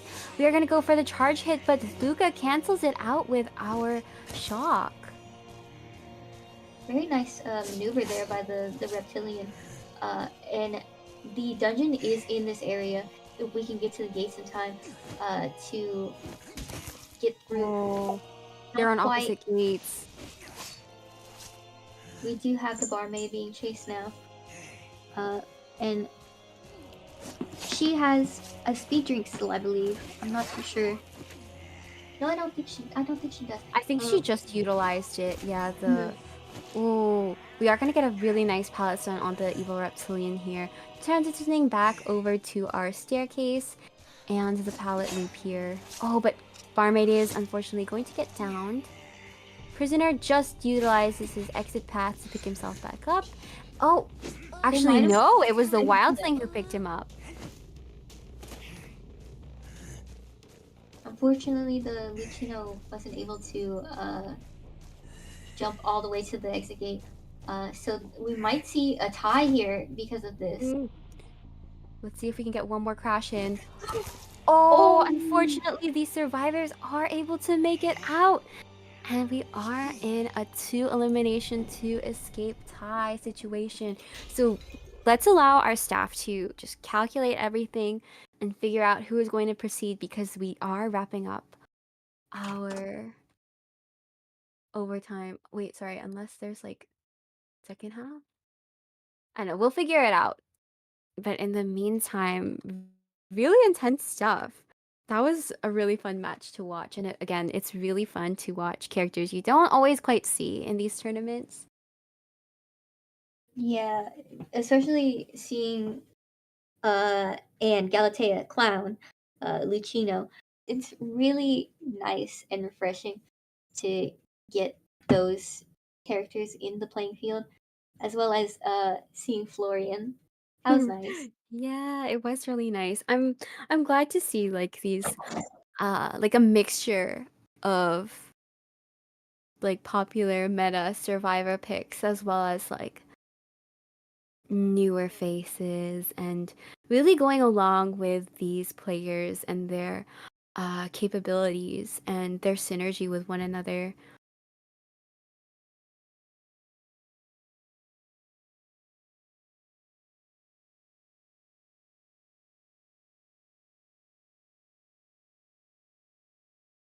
Okay, Yeah, so my bad. There is like a second half for overtime. I don't know why I thought otherwise. That's my bad. But we will get that settled shortly.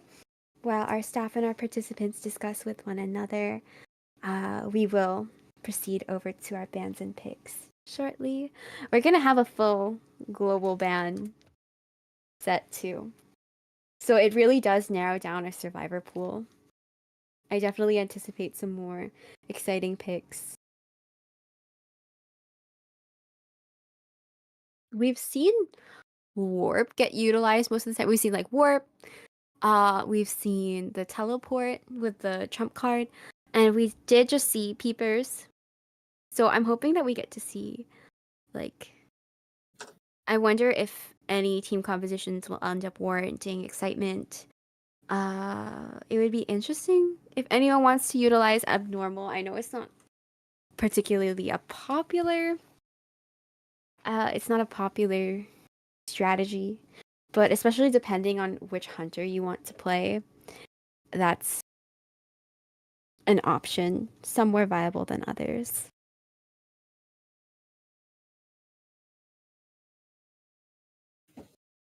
Right. And I don't. Did we see like anybody with a blink today? Did everybody bring warp? I feel like it was vast majority warp for sure. There might have been one, but it's either one or none. But definitely we've been seeing warp in play a lot, especially with that disciple. She's really oh, there's a moth on my table. I'm so Oh, sorry. I'm scared of moths. it's okay. Um, definitely.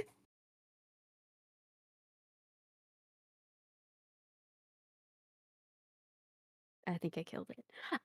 Definitely there's a disciple with warp. She's a force to be reckoned with. I see why our survivor teams are banning her out after seeing how much she's been utilized, and I'm sure like we all know that she's definitely a really great alternative to these meta hunters. I feel like clerk would be really fun. I mean, she doesn't necessarily need to bring abnormal considering her kit. There's a lot to work with to hinder that cipher Mm-hmm. progress and move it back depending on how safely or risky survivors play things out. I don't know. I've been seeing like a couple of abnormal hunters lately. Yeah, I've been seeing a lot It's of people run Ivy with abnormal and Sangria with abnormal too. I do like it. I won't lie. It's so funny because it makes me like it makes you kind of turn on your team sometimes. Like, why are you decoding a new cipher? I thought you had one. I think that Right. happened to me with like an opera singer. She like abnormaled a mercenary cipher, and I was like, why is he starting a new one? Um, but yeah, I don't know. It's interesting stuff. We are Yeah, gonna definitely. get our global bands in. Once again, we've got the full set of like 6 global bands. And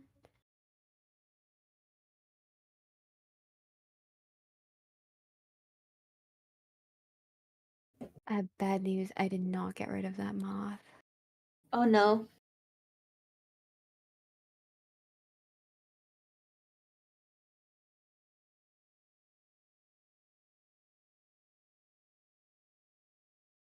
Okay, All right. so just a refresher of our global bands. Mhm. We have seer, psychologist, coordinator, gravekeeper, dancer, and prospector taken out of the playing field here.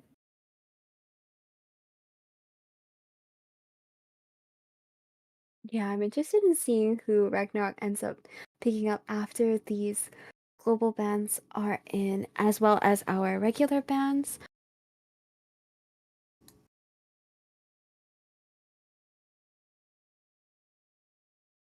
I'm definitely interested to see how this plays out.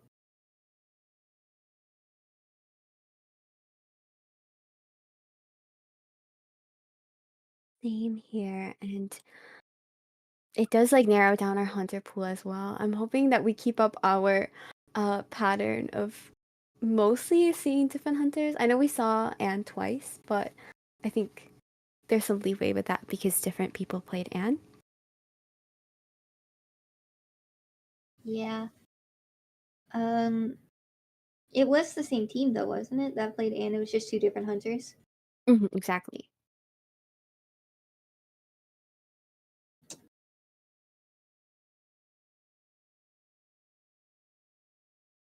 I'm hoping for something like Galatea again, but I don't think we'll be getting her once again. Maybe we will get the Ivy game today. Maybe not. Who knows? Yeah, especially with her adjustments. It's a shame we can't see Goatman quite yet. Just to reiterate, our cutoff for our character pool is Fire Investigator for our survivors Hmm. and the shadow for our hunters. So unfortunately, we aren't able to have Pharaoh Lady or Goatman in play. Yeah, it's unfortunate that we have to um, miss out on Feral Lady gameplay, especially since she just got her buff. So a little bit sad, but it's also completely understandable since she's new and not everybody's learned to work around her yet. I do believe we that sort of cutoff is different for upcoming tournaments, such as I think IBS is coming up, and I think they're lifting that barrier. They're gonna allow Pharaoh Lady to be in play. So I'm really looking forward to that. I hope we get kind of like a boom in Feral Lady picks in the same way that Fire Investigator has, but Yeah, we'll see. I'm looking forward to Koa this year for that reason. I just hope that like we will see a lot of Fire Investigator in Koa because he's so fun to play and he's so fun to play with. So I'm really hoping that they're able to utilize them in a way that. Sorry, I'm zipping up my jacket. Um, As you should if you're cold. Yeah, stay warm, everybody. Everybody stay warm. I know it's September and it's not that cold here yet, but stay warm, nice and cozy. Get Yeah, and don't comfortable because it's don't been a forget good 3 hours. don't forget to drink your water as well and have your snack. Especially because rank is gonna be open soon. Technically, it already is for anybody who is tier 4 and below, but good luck in advance to anyone planning on ranking, especially since the end since it's the end of the season. Especially good luck because it's the end of the season.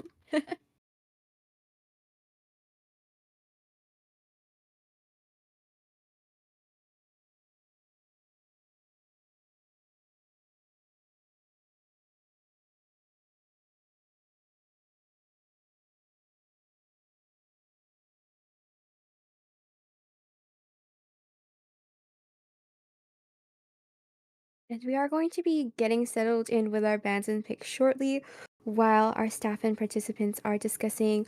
Um, yeah, thank you everyone for your patience. And I know everyone's chiming in, but we're doing our best to kind of adhere to our rules and uh, the circumstances for the participants and teams as well. Mhm. So, yeah, thank you very much for your patience. And we will get things settled. And of course, we will eventually move on to our second half. And again, Crimson Curse and Ragnarok really are both forces to be reckoned with. I think this is a really good matchup because they've just been neck and neck every single time. Uh, Even if there is like two steps ahead, we're able to kind of have these teams be on par with one another. I really enjoy seeing the synergy of the survivors and um, like the analysis that all of the hunters kind of go with and the next steps that they do because they really come in clutch as well.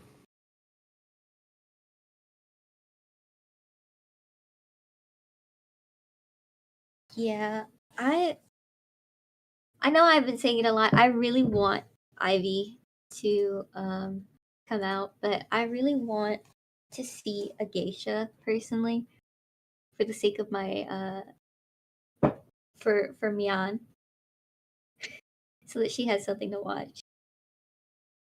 That would be fun. I do really enjoy Geisha gameplay as well. I feel like Chinatown is definitely a good match for her as well. Yeah, she's definitely really strong on maps like this. I feel like it's kind of fun too. There's a lot to work with. Like I think definitely a hidden aspect, not really hidden, but perhaps depending on the player, underutilized aspect of Geisha's kit is like her drop downs and like the soul departure especially. I feel like Mhm. it's a really good map to be able to utilize that.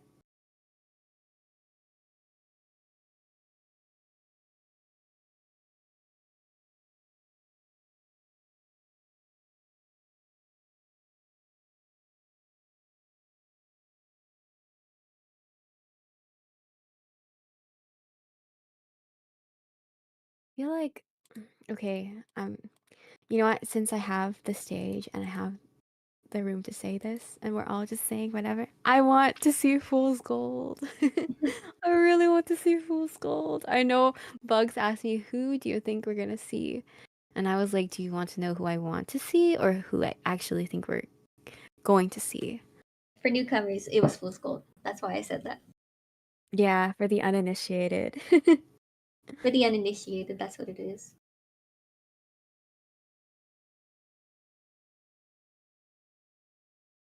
Yeah, and we are going to be moving into our Hunter and Survivor bands and picks really shortly. We are getting them submitted, and it does look like we're going to be seeing Survivor that we haven't quite yet seen.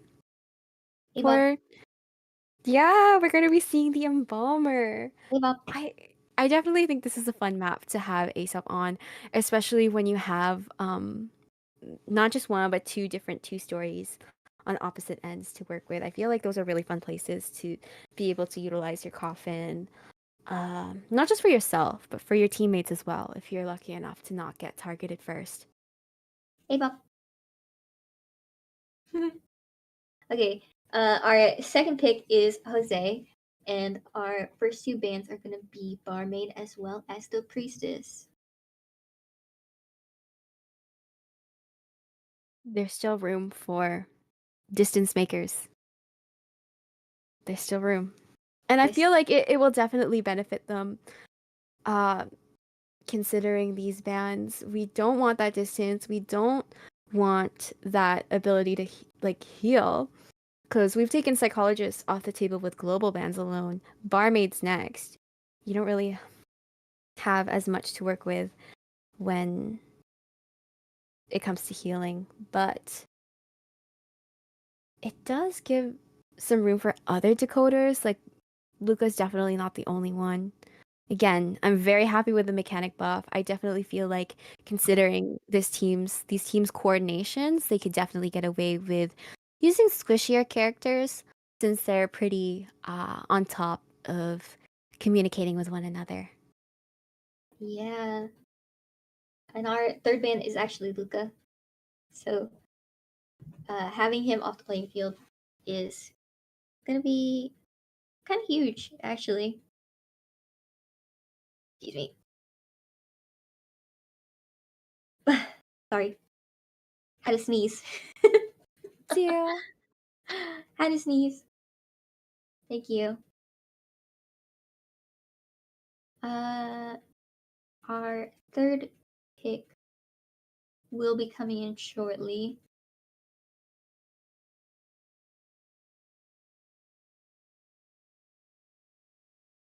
I I do like this team comp so far, but at the same time it does like you have a decoder and you have an embalmer who are a little bit kind of like I mentioned, like the squishier picks, you really have to make sure that you spawn them in optimally and stay on that rotation as soon as possible.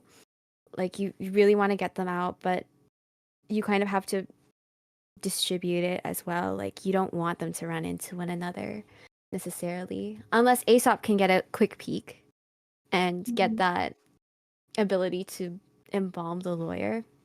If the Mm-hmm. lawyer is first kite, of course. Right.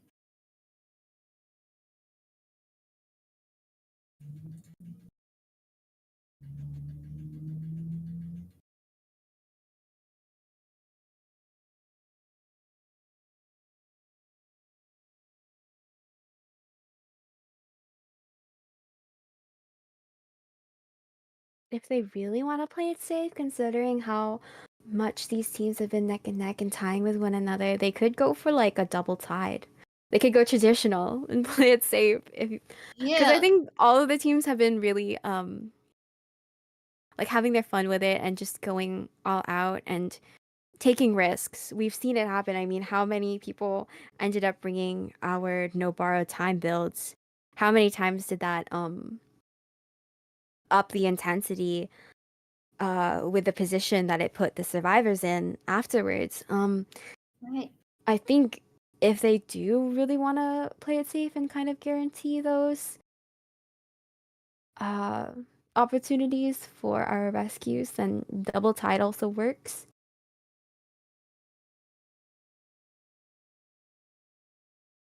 Yeah, definitely.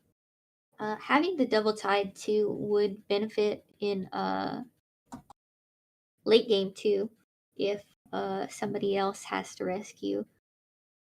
So just having the double tide, that's actually the standard that I go by in my rank matches. So I'm really surprised that they haven't been running double tide. Uh, I'm kind of like actually surprised that everybody's been running no BT at least once every matchup. So our Hmm. last ban is going to be Doctor. Very unfortunate. Oh, kind of like what I was saying about taking these healers off the table. Right. That was like the biggest one. I didn't want to put it out there quite yet because she's not necessarily a popular pick, but I also feel like taking her off the table is very telling. I definitely feel like Hermit is a possibility, especially taking um like prisoner off the table when you can support decoding from a long distance as well. You take off priestess, you don't want these survivors to physically get distance on you. Mm, but I definitely think he's one of those options. Hmm.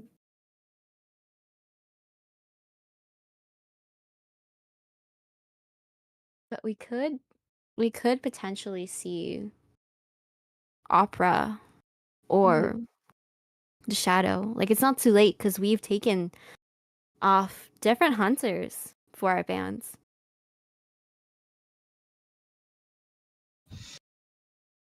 Um, and just to for clearance, our last pick is going to be Patient.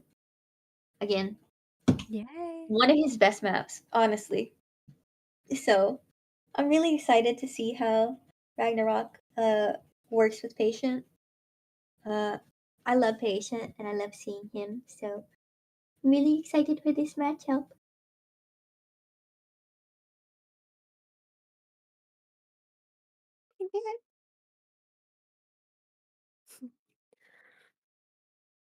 Everywhere I go. I'm sorry, I have to read this out. Everywhere I go, it's Norton. Yeah, sadly, if Mima's in the premise, that's true.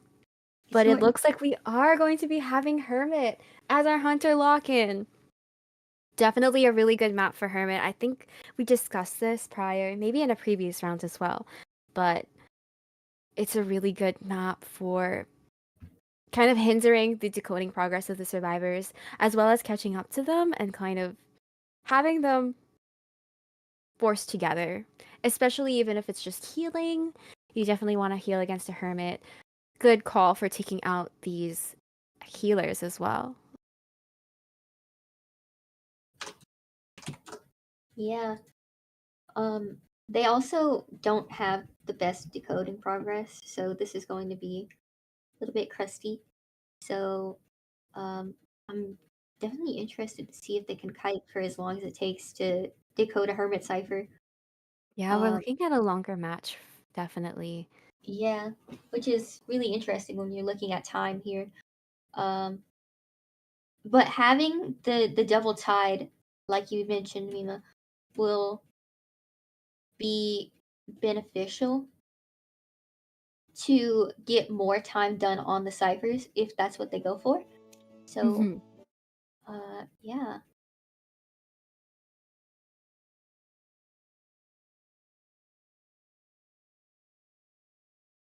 That is, if they can get the rescues in. I think that's probably Right. my least favorite part about Hermit is when you've got those charges and he stuffs you from the rescues just by stunning you with the opposite polarity. It's Right. brutal. It's really sad. Yep, And and then then you're you stuck there for distribute, like at yeah, least 20 minutes. you distribute all that damage and for what? You Hopefully the like I believe that the survivors have enough due diligence because we've seen quite a bit of patience and diligence in terms of like dropping pallets and especially vaulting.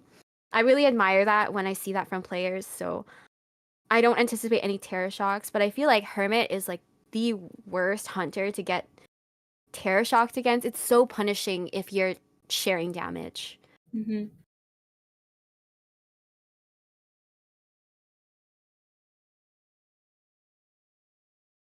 Gosh, I can never do that. To get the survivor to get stuck there at the chair for 3 to 5 business days. I can never pull it off. I always miss.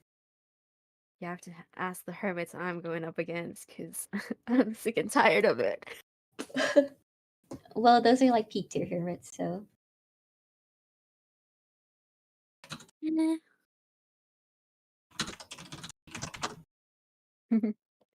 I'm still interested in seeing these persona webs. We'll see if they're gonna go for that run the double double tide. tie Yeah, that I'm manifesting. I don't know. We might see like double no borrowed times. right. I mean, it makes sense. You want Oh, to go all out for our overtime, and let's have a look at what we are going to be bringing and locking in. it was really interesting for a second there. It flashed on the screen, but the lawyer player picked Doctor for a second, and they had a badge for Doctor, like a little medal by their name for Doctor. It's cool. Did they already get a hold of that medal? Good I luck, guess. everybody, for your medals because they recently implemented that, and yeah, it's interesting. I'm glad that they've added something else to give incentive to playing characters. Mhm. But it looks like we're gonna go for our little toll formation, as I like to call it, because it looks like the katakana toll, and we're gonna Yeah, complete it with a plus. we have the first officer running hide, and bomber is running flywheel, broken windows. Patient is running flywheel, borrowed time, and lawyer is running borrowed time, and broken windows, collectible thieves. 3-9, we're old fashioned. Let's get into our second half of overtime.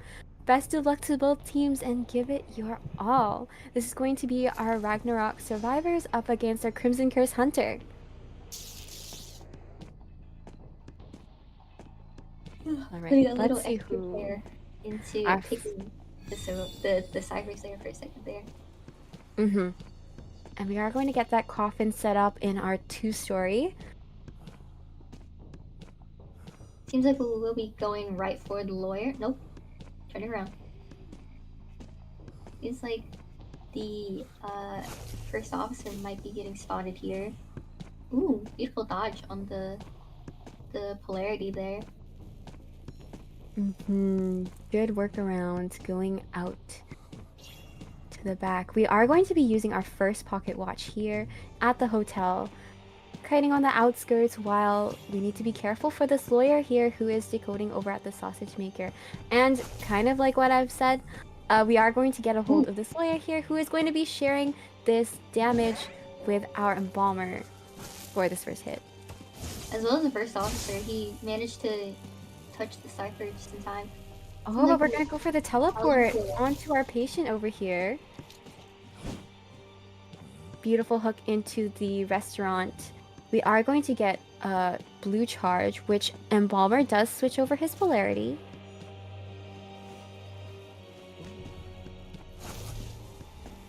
yeah. The only downside here is that we're kiting next to the bomber, so he doesn't really have much to work with if he does get switched on, but it doesn't seem like that's gonna happen. Beautiful dodge there, anticipating the hit. The bomber is now at half HP. Seems like we will be adjusting the cipher connection just a little bit. And the first officer is on blue right now, so in preparation for the next hit here. That's right, or potentially our Whoa. rescue if we want to avoid that. It does look like we are going to be going for the lawyer here now. Our ciphers still are pretty low, especially just sharing all that progress, but we're little bit ways halfway with our first officer. We've also taken the opportunity to heal the embalmer. The lawyer will be taking a hit shared with embalmer, it seems. And so now we have our lawyer at half HP, and ciphers are steadily being worked on again. Yeah, props to Ragnarok. We are getting a lot of time with this decoding, and these kites have been buying a lot of time as well too. We aren't seeing anyone get downed quite yet, and this is putting them in a really good position, though they might have to heal sooner or later.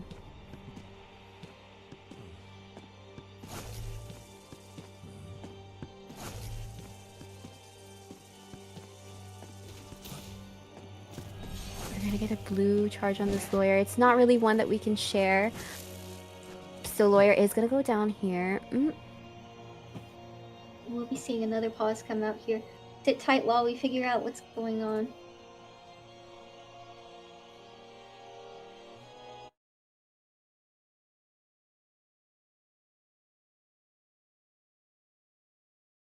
I'm in love with how everyone is in love with the Magikarp. I started like giggling a little bit during the match.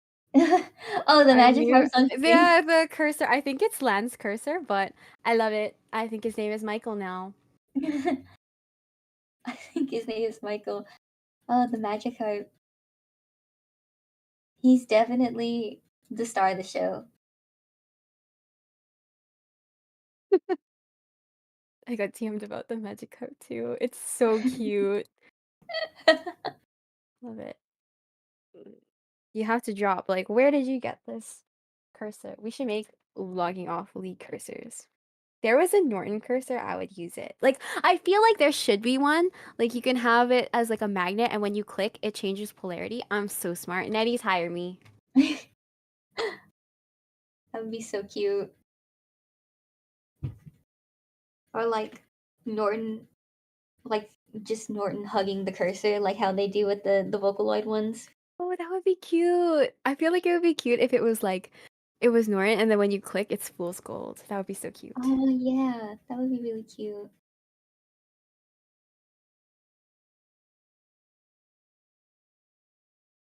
All right, it does look like we are back into our match, and our lawyer is going to be cheered. We're all sharing damage so far, but we still have a watch to work with.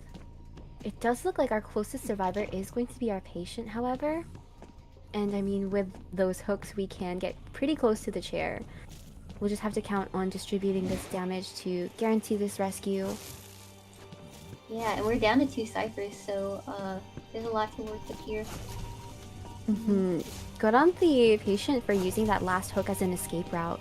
We are going to be seeing the first officer go down, but it is to prolong this lawyer's kite.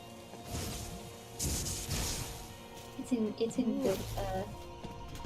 Oh, we're gonna see a stun and really good communication from Ragnarok here. And Balmer was really close to getting that damage as well, but they Yeah. switched just in time. Looks like they're taking this chance to have a little healing party over here. The first officer is now back in commission and will be coming for the second rescue here.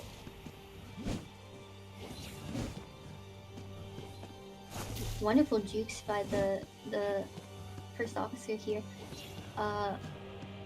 and seems like there is a little bit of a delay here, but yeah, we actually did get the rescue off quite cleanly here, and we do have 1 cipher remaining. The first officer is now ducking away so that the lawyer can kite for himself. Taking another shared hit here, working overtime to get through that 80% cipher to get it done. It just barely, and oh, that didn't hit. Oh, We're gonna go for the pop. It's a 4-man endgame with our hunter continuing the pursuit with the lawyer here in our hotel. Now, I don't think the dungeon is quite here, but it does give a good opportunity for these survivors to decode the rest of the gate. Yeah, definitely. And oh, Oh, really good call for sharing the damage over here, but it does look like we're gonna go for a teleport now that our survivors are at kind of half health and beyond. We're gonna get a down on the patient here with the rest of our team pretty injured. yeah, everybody's in pretty bad shape right now. The embalmer does have his coffin on the dungeon, it seems. So if uh, if a play is made here, perhaps we will be seeing the dungeon get the dungeon coffin shine through. Sorry, my brain is Mhm. all over the place right now. Yeah, It's been a good. long 3 We hours. are we are having our lawyer on the other gate. We're not gonna go for that damage distribution, of course, because the tension is still on. But it does look like Hermit is really closing in on them. They really need to play this safely. Oh, but unfortunately, Embalmer isn't able to tank this hit for our lawyer. And we are gonna see. Oh, we're gonna see that flywheel get baited out, and Embalmer is gonna opt to coffin himself. Oh my goodness. So these survivors are gonna escape? Oh, but not the lawyer. Lawyer is going to be sent back to the manor. But Embalmer is close enough to the dungeon to secure an escape if Hermit isn't able to catch up in time. It does take a little bit to get the dungeon open for eliminations, however, but we are going to get this two-man escape. Bravo!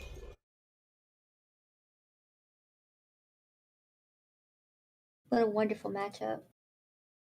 Yeah, it just really goes to show that these teams are really on par with one another and are really able to meet each other halfway with their skill and their discipline and their coordination and teamwork. I'm really impressed. I feel like we've been tying all the way through. We had really strong starts from both teams, but they are able to make it neck and neck. Yeah, definitely.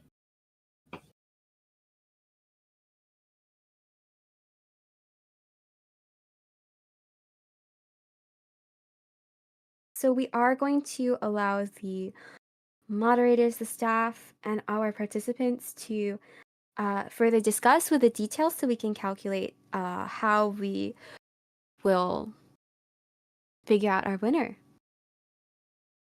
In the meantime, I know it's been so many hours, but it's been really fun to watch.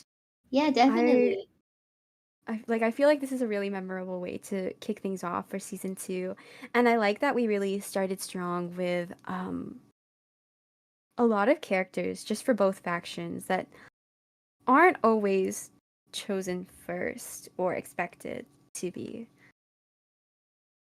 Very alternative. I don't know. I'm watching the stream playback right now, and I don't know if you noticed it when it happened, but as the blue polarity was hurtling towards the lawyer, he switched to blue polarity so it didn't affect him. Oh my gosh. It That's was really impressive. clutch. It was That was a really really clutch. close call. I love that. It's really cool when people are kind of like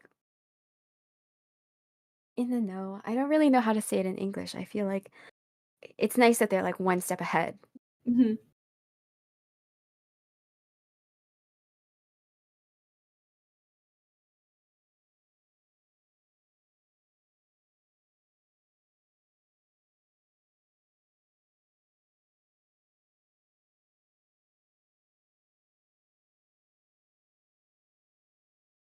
All right.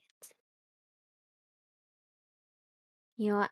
While we wait on that, I do want to go over our upcoming schedule for the rest of the weekend. So, we did start off just with this Friday for one matchup, but tomorrow we are going to be having a couple of teams. We're going to be having in our first bracket, it's going to be Kaka Colony versus Ravens. That's going to be at 10 a.m. PST or 1 p.m. EST, depending on your time zone. Hold on, where is my list? We have matches throughout the day for Saturday, actually. I believe it's going to be broken up a little bit, depending on how it goes.